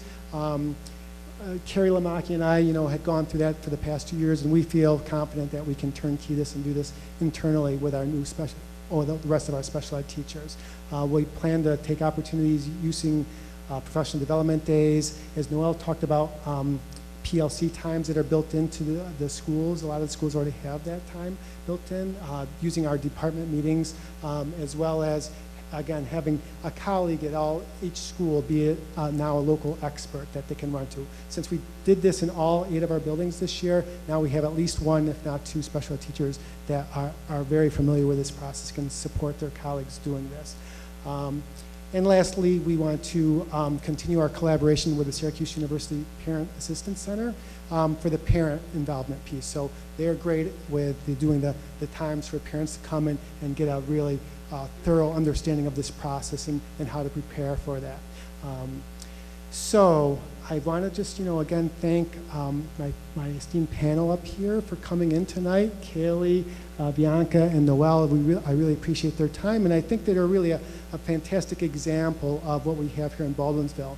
We have incredible special ed teachers, the best students ever, and amazing parents that are both very strong advocates for their students, but also collaborators and willing to kind of engage and work with the school district together. So again, thank you guys so much for this, and just leave time for questions.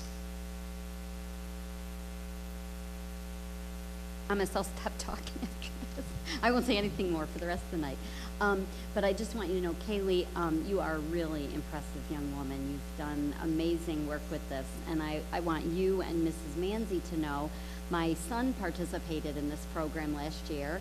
Now he's on to college, and he did find that his participation in this program was extremely helpful in introducing himself to disability services at the college level and all of his professors, because of course they don't want to talk to me anymore. He's all on his own doing it himself. So you're way ahead, and you're going to find this is very, very helpful to you just in life, whatever you decide to do. So thanks for coming to share it with us.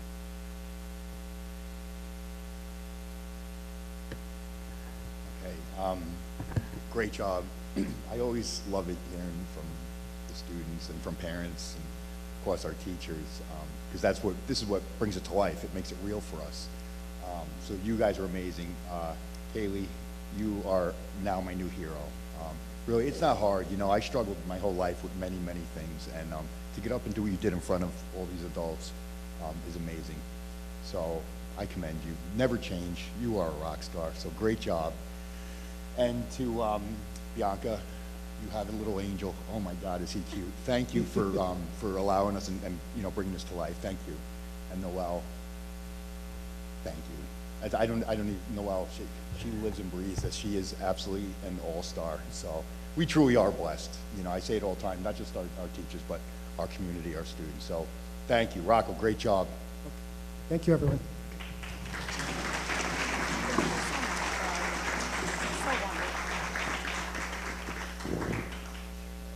So next, okay, we're gonna go with Brian, right? Brian, you want to? Which order do you want to go? I'll leave it up to you. Do you want to start with? And then Kristen. Okay, wellness.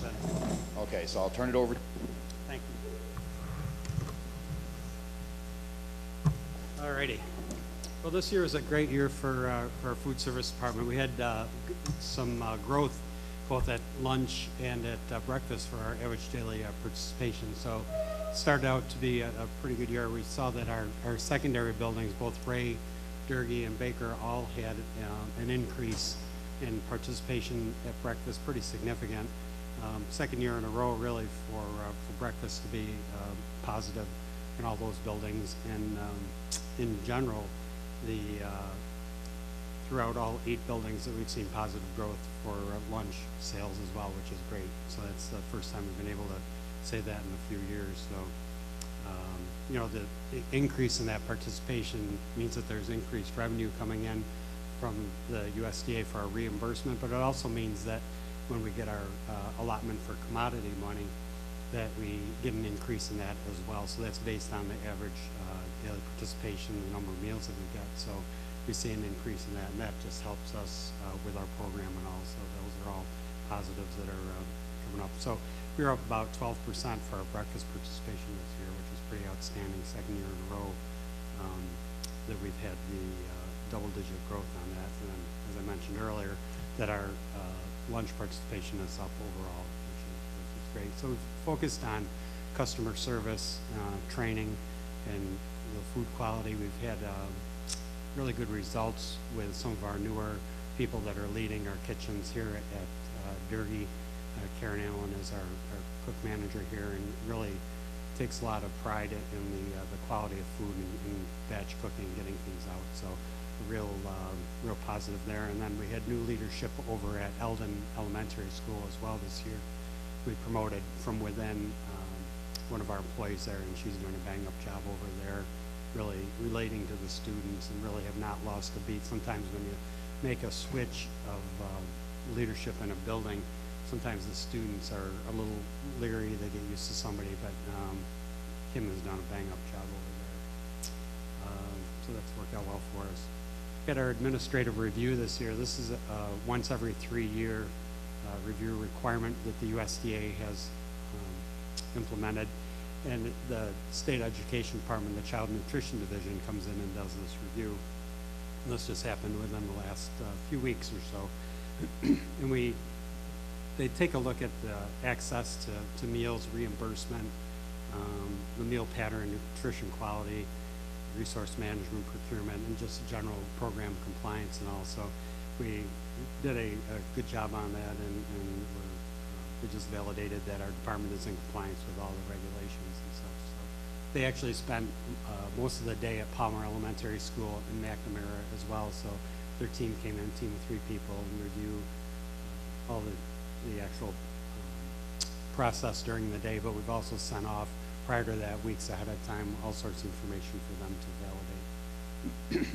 Our department this year supported multiple wellness initiatives, and when Kristen gets up here, you'll probably hear about some of those, but the wellness clubs that have been out in the elementary buildings have been a real hit, and we've, I think, participated in just about every single building in the elementaries where we got to interact with the students typically at 3rd through 5th graders and all, and it gave us an opportunity to have the kids, what we actually let them do is to make smoothies or parfaits, and they actually got to do all of this, and it helped us from our point of view is that we serve that as part of our menu.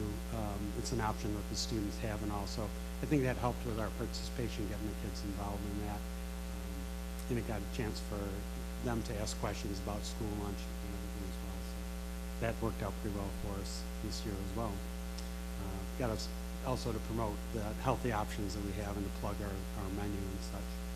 And RD intern from Syracuse University this year. Done that for the last several years, and we anticipate doing that again. It's a great opportunity for the SU intern to see the wellness program that they're involved in here, and helps us out with that, and also the whole dynamics of school lunch. And we expect again to have someone participate from SU again this fall. So overall, it's been a good year. Our workers work pretty darn hard every day to put out the meals, and we have some challenges next year, of course, with Baker not having a kitchen for the first 4 months of school. So that'll be a work in progress as the year goes on. Our plan there is to cook food here and ship over to Derby and such. So what we do the first week may not be what we're doing the 3rd week of school. So, but we'll have that squared away as quick as we can. Any questions at all that I can answer for you? I just want to commend you. It's great to see the numbers going this way. Yeah. I know that you've tried to come up with different ideas, and it's just been a superb year, so congratulations. Yeah, thank you. Thanks, appreciate it. Great. I have a comment. You know, we do get kind of focused on the numbers and that kind of thing, but I don't think it can be understated. The amount of focus you have on, and your staff has on really focusing on the kids and doing what's best for them from a nutritional standpoint, but also putting out the best quality product that they can do. And they do that because they want to do it. They want to see that. So I think that's a very important thing. Your focus on that, your staff's focus on that, and that's reflected, I think, in improvement in the results. Yeah, great. Thank you. I'll pass that along to our staff as well. Thanks. Anything else? You want to, I guess we go ahead with the wellness then. Yeah. Kristen?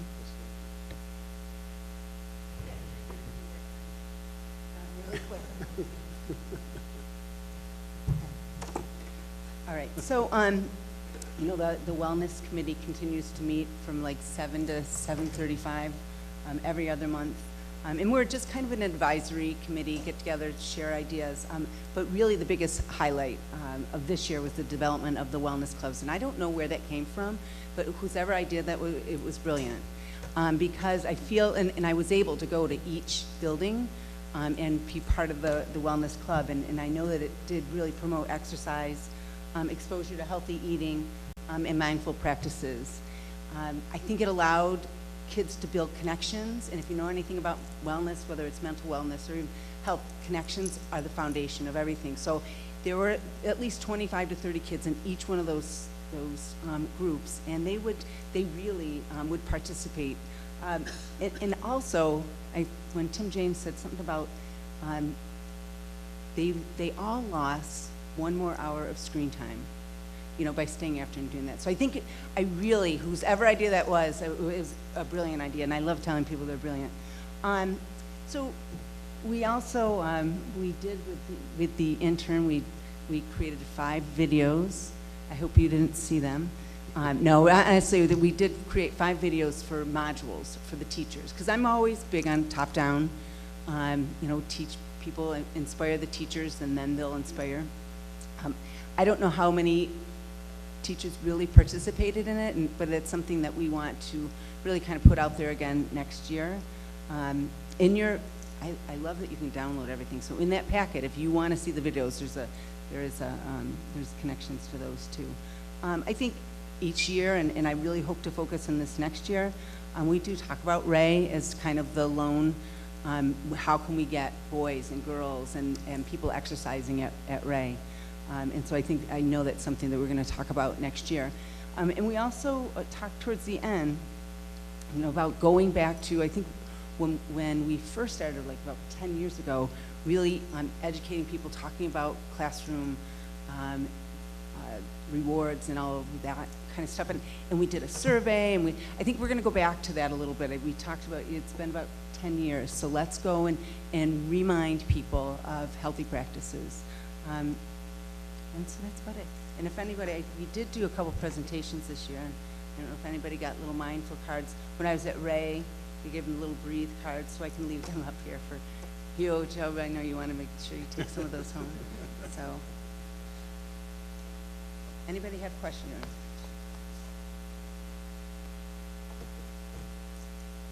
Okay. All right. Great topic, so Thank keep you. it up. Yeah. Thank you. Great topic. Thank you, guys. Thanks.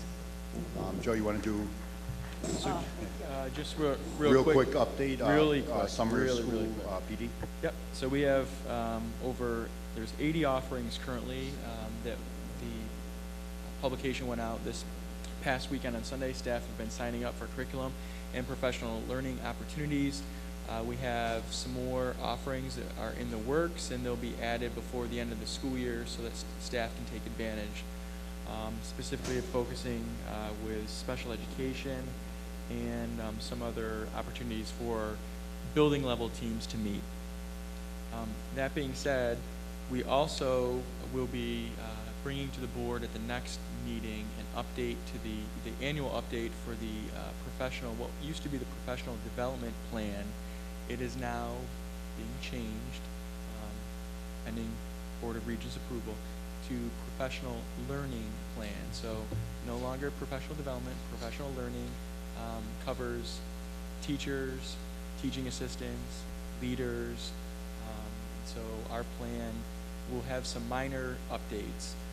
We're looking to have a meeting with the professional learning team before the end of the school year to highlight and to identify what our areas of focus will be.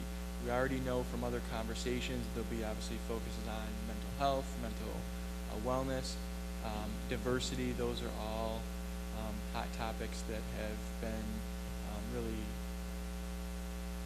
grassroots efforts that we've discussed here at this level and then at teacher level. So next board meeting, you'll see minor tweaks. There's some new faces that you'll see on the professional learning team, but we'll be asking for our annual approval of that plan, and we'll go from there in planning our future superintendent's conference days.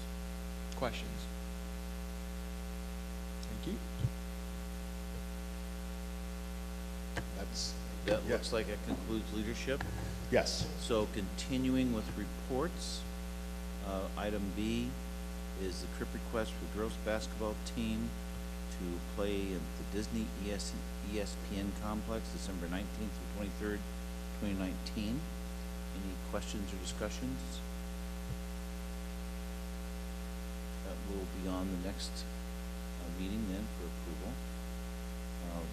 Item C is textbook adoptions. There's 3 textbooks there, it looks like. So just a quick comment on these. We have a new edition for AP Physics C, and we have text for 6th grade social studies. They're looking for a resource. And then we also have a book room for 6th grade ELA teachers. So those will be level text specific to their program. If you remember last year, we approved the Journeys program K-5, 6th grade.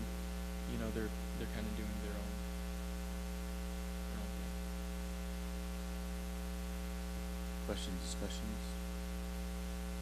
We'll move to item D then, and item D is a trip request for the Rose Bowl parade, which I think most people are probably aware of already, right? So those will all be on for next time, so I'll move out to new business. And A, resolve the Board of Education approve the revisions to the Ballsville Central School District Code of Conduct pursuant to the attached. Matt? Kim? Questions or discussion? All in favor? Opposed? Motion carries. Item B, Resolved, the Board of Education approve the Baldwinsville Central School District budget vote, election results May 21st, 2019, pursuant to the attached. Jeff, Matt? Is this a roll call or this not? Okay. Any discussion? All in favor? All opposed? Motion carries. Item C, resolve the Board of Education approve the agreement between the Baldwinsville Central District School and the Baldwinsville Public Library for the period July 1, 2019 through June 30th, 2020, pursuant to the attached. Jeff? Jen? I assume no changes here, Joe? Standard? From Jamie's information you left, no changes. Right. Any question, discussion?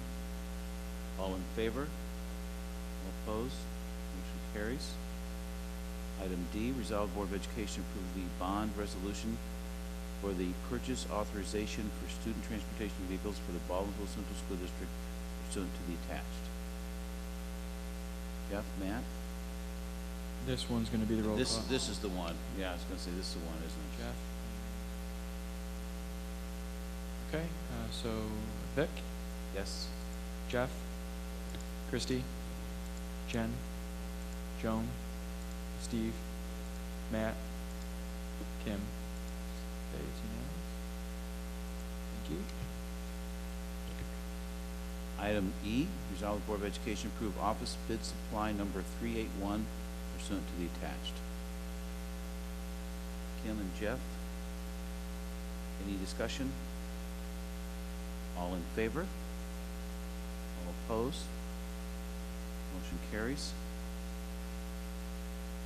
F, resolve the Board of Education approve a new extracurricular activities account for the German Club pursuant to the attached. Jeff? Matt? Questions? All in favor? Opposed? Motion carries. And then item G, resolve the Board of Education authorize the superintendent of schools to execute the separation of employment agreement between the Baldwin Central School District and a particular individual employed by the district.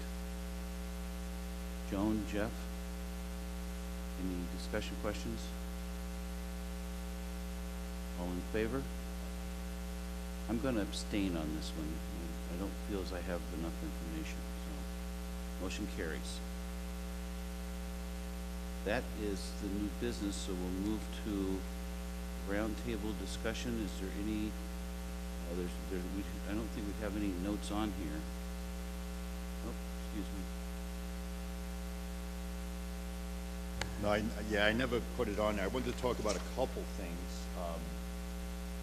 First, was it on there? It's not on there now. There's the board I put it dates. in there. Board dates. Yeah, board dates. So, well, the first thing is, we got to figure out our reorg meeting.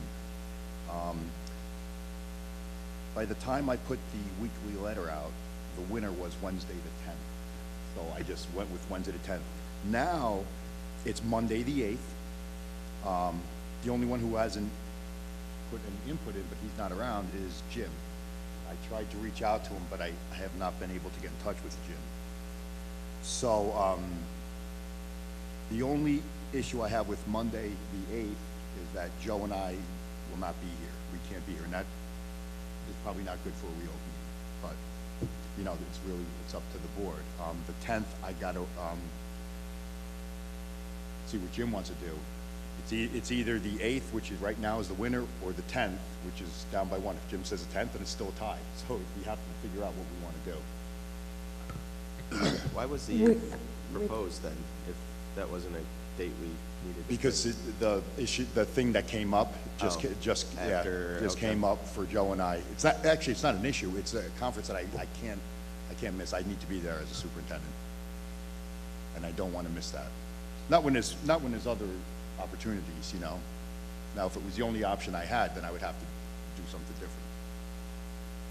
So I have just a point. Without Jim, we only have 4 board members who can even attend on the 10th. And with it being a reorg meeting, of course, we would want to have everyone here, but I would think that we would go with the numbers with the most number of board members who can attend because of the business that's being voted on and the decisions that are to be made that set us up as a board for the entire year. But that's just my opinion. Yeah, and to kind of go with that, I've been on 8 years, and I don't think I've ever been to one where we haven't had all 9 board members there. So there's got to be, we have to have it within X number of days of, yes, so there's got to be a day between the 1st and the 15th where we can get everybody in the same room. So I just find it hard to believe that we don't have a date yet that we can get everybody in the room. Right now, without Jim, there's 7 board members who can attend that day. Jim hasn't responded, and Joan said she was available that day if we decided to have it. So that's 8 out of 9 without even knowing where Jim is. Yeah, on the 8th.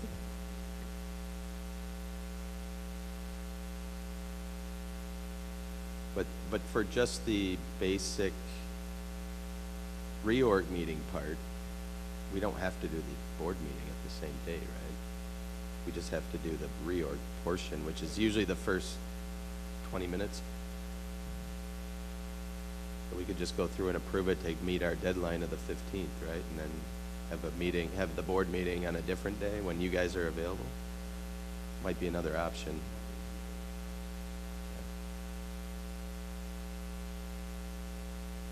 Yeah, do the reorg part, because we all tend to know what the reorg is going to Generally consist of, pretty right? mundane, Yeah. right?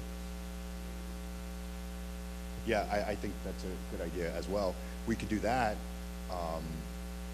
and I could put in the Friday letter before any changes or updates, you know, as far as, you know, our vendors and prices. I'll just highlight, I'll put everything in there and highlight any changes or additional costs in red or something like that. So this way you'll know ahead of time, because yep. Yeah, Jamie will be around, right? Jamie and Tiffany will both be here, and Dave will be here. So, and they have the biggest portion of that. Yes. I propose that. Okay. I don't know what the board thinks. Now I hear that we're gonna go with the 8th as the reorg meeting, and we'll just do the reorg meeting, and then break it into 2 pieces. And then, you know what, that's good, because everybody, well, Jim, we'll see what's up with Jim, but the majority could be here, and that's an important meeting, because we have this people get sworn in, and, you know, all those different things, so it's good to have a good number of board members here. It doesn't hurt to break it up for the length of it either.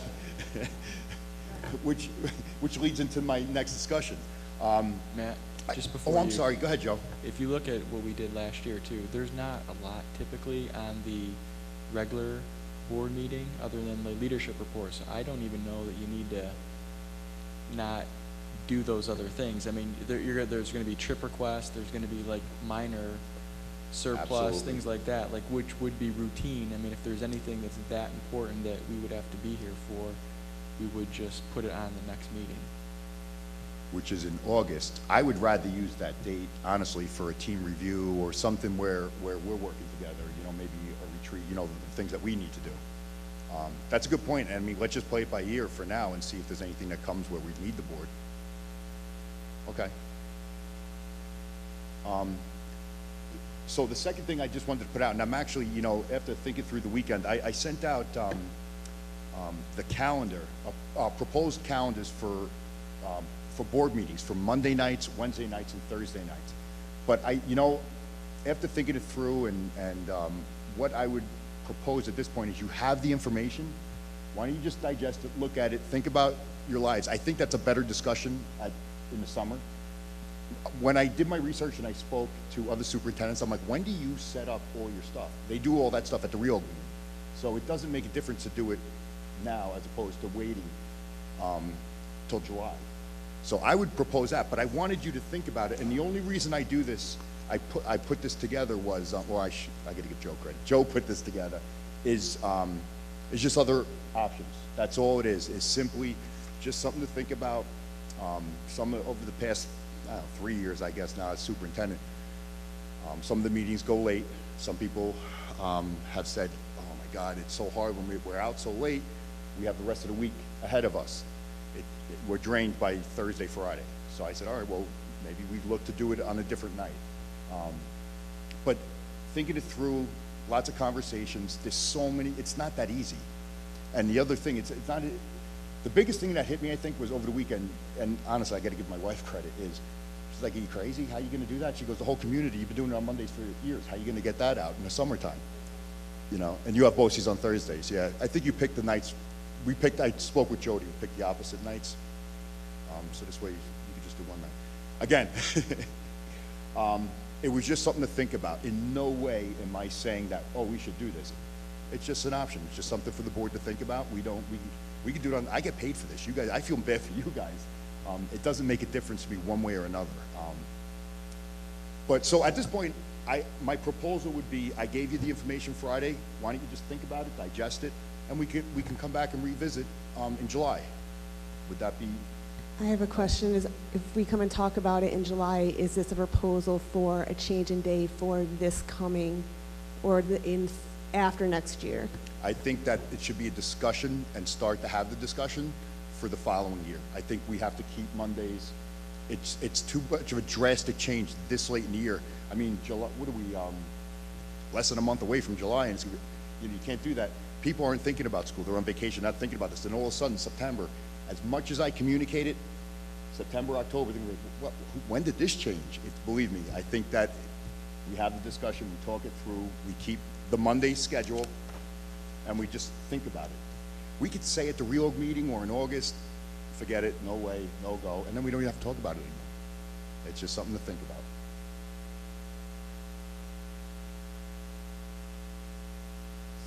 So we're going to talk about it at the reorg meeting for 2 years. Are we going? I would just want to make sure that, okay. No, because I'm not going to be here. We're going to Yeah, talk about it in August. Wait a minute, you want to be we'll part talk of about that. it in August. And then we'll have other. That's a good discussion for a retreat or a team review. We Or also have June 17th, the next board meeting. Nah. Well, I think that because, Joe, I think it'd be good to have Brian and Denise here because it would impact them as well. We don't know what their schedules are because they ran with the assumption that it would still be Monday night. And I know I can speak specifically that I've made commitments for next year on days of the week with the understanding that's going to be Monday night. To change now would be kind of tough. I just think that they should definitely be here for that conversation since they're part of that. Yeah, Okay. I agree with what you said, though. I think making any changes for this coming year makes, in my opinion, makes absolutely no sense, and I think would be very difficult for a lot of people. I think it's a good topic for conversation of what we're going to do in future years, but I think we need to hold off on making any decisions going for this year. Okay, so to be continued with that one, okay? And then just real quick, again, just, and I think Chris Denton left, new high school principal, or soon to be, put together this, which makes life a lot easier for graduation. So these are all the students by name. So if there's somebody that you want to give a diploma to, however you want to do it, I was going to ask Lynn tomorrow to start putting this around so we could just kind of plug in. And just plug in where if there's someone you know that you want to give the diploma to. Otherwise, what I'm going to ask her to do is, I just thought alphabetically, we'll just put names in and kind of split it up evenly. And then you guys just go in and delete, put your name in if it's somebody, like I'm probably going to give my daughter maybe. Depends if we're on speaking terms. No, I'm like, but you know, that's a perfect example though. So she's going to put that on, and we actually do it on the computer? Yep, I'm gonna put this in, and I'm gonna get it from Chris Denton. We will put this in an Excel spreadsheet so that you just go right in here and put your name. So right where it says board member presenter, Kim Deck, Christy, you know, for any student that you want to make sure that you're up there. So I just think we're more prepared on that day, you know? Okay. So, yeah. I'll trade you. You could do Kate and I'll do Max. Look at it. No, that's my baby. Okay, so I will get this out to everybody as soon as I get it from Chris. All right, and that's it. No, I just have one more thing just to think about going forward with just processes that I've seen the last 2 years. We have one more regular board meeting before we go into the reorg meeting where we vote on our board leadership. And I wanted to see if anyone well, I would like to see us have an open discussion about that this year, and wonder if that can be put on roundtable for the June 17th meeting.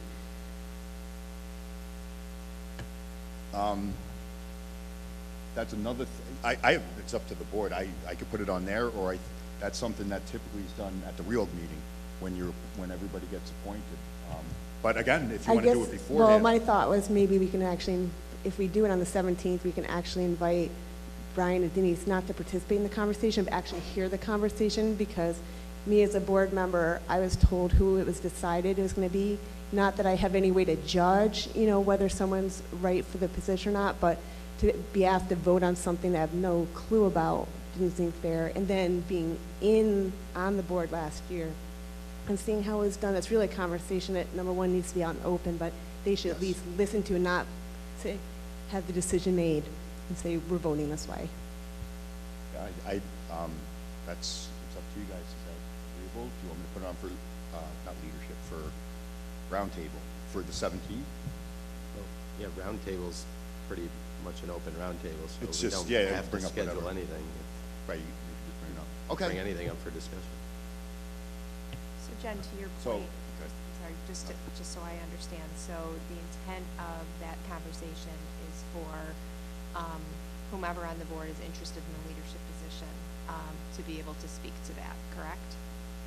I would think so. I mean, to make sure that it's public this year and to have people say that they're interested in it and say why they want to do it, whatever. Just have the discussion amongst us. It's not like we're campaigning or anything, but it's nice to have that conversation, because there really wasn't any conversation last year. It was just like, I nominate, yay, nay, with no discussion. The public really should know why we're choosing the leadership that we are. No, that makes sense. I think coming in as the newbie this past year, I just nodded my head and smiled, which is probably what I did at the first few meetings, but I think that makes a lot of sense.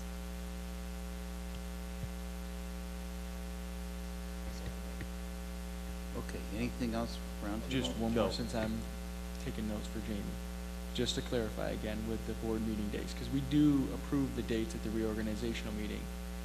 For the notes, it's Mondays for next school year with what we've listed. There'll be a discussion in a later board meeting regarding if the board decides to change it to a different day of the week for 2021 school year. Correct? Okay, thanks.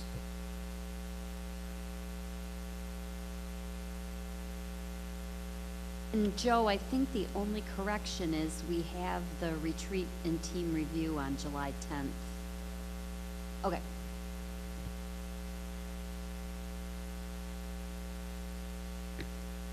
Okay, I believe we may be ready to move to item 10 on here, which is adjournment. Is that correct?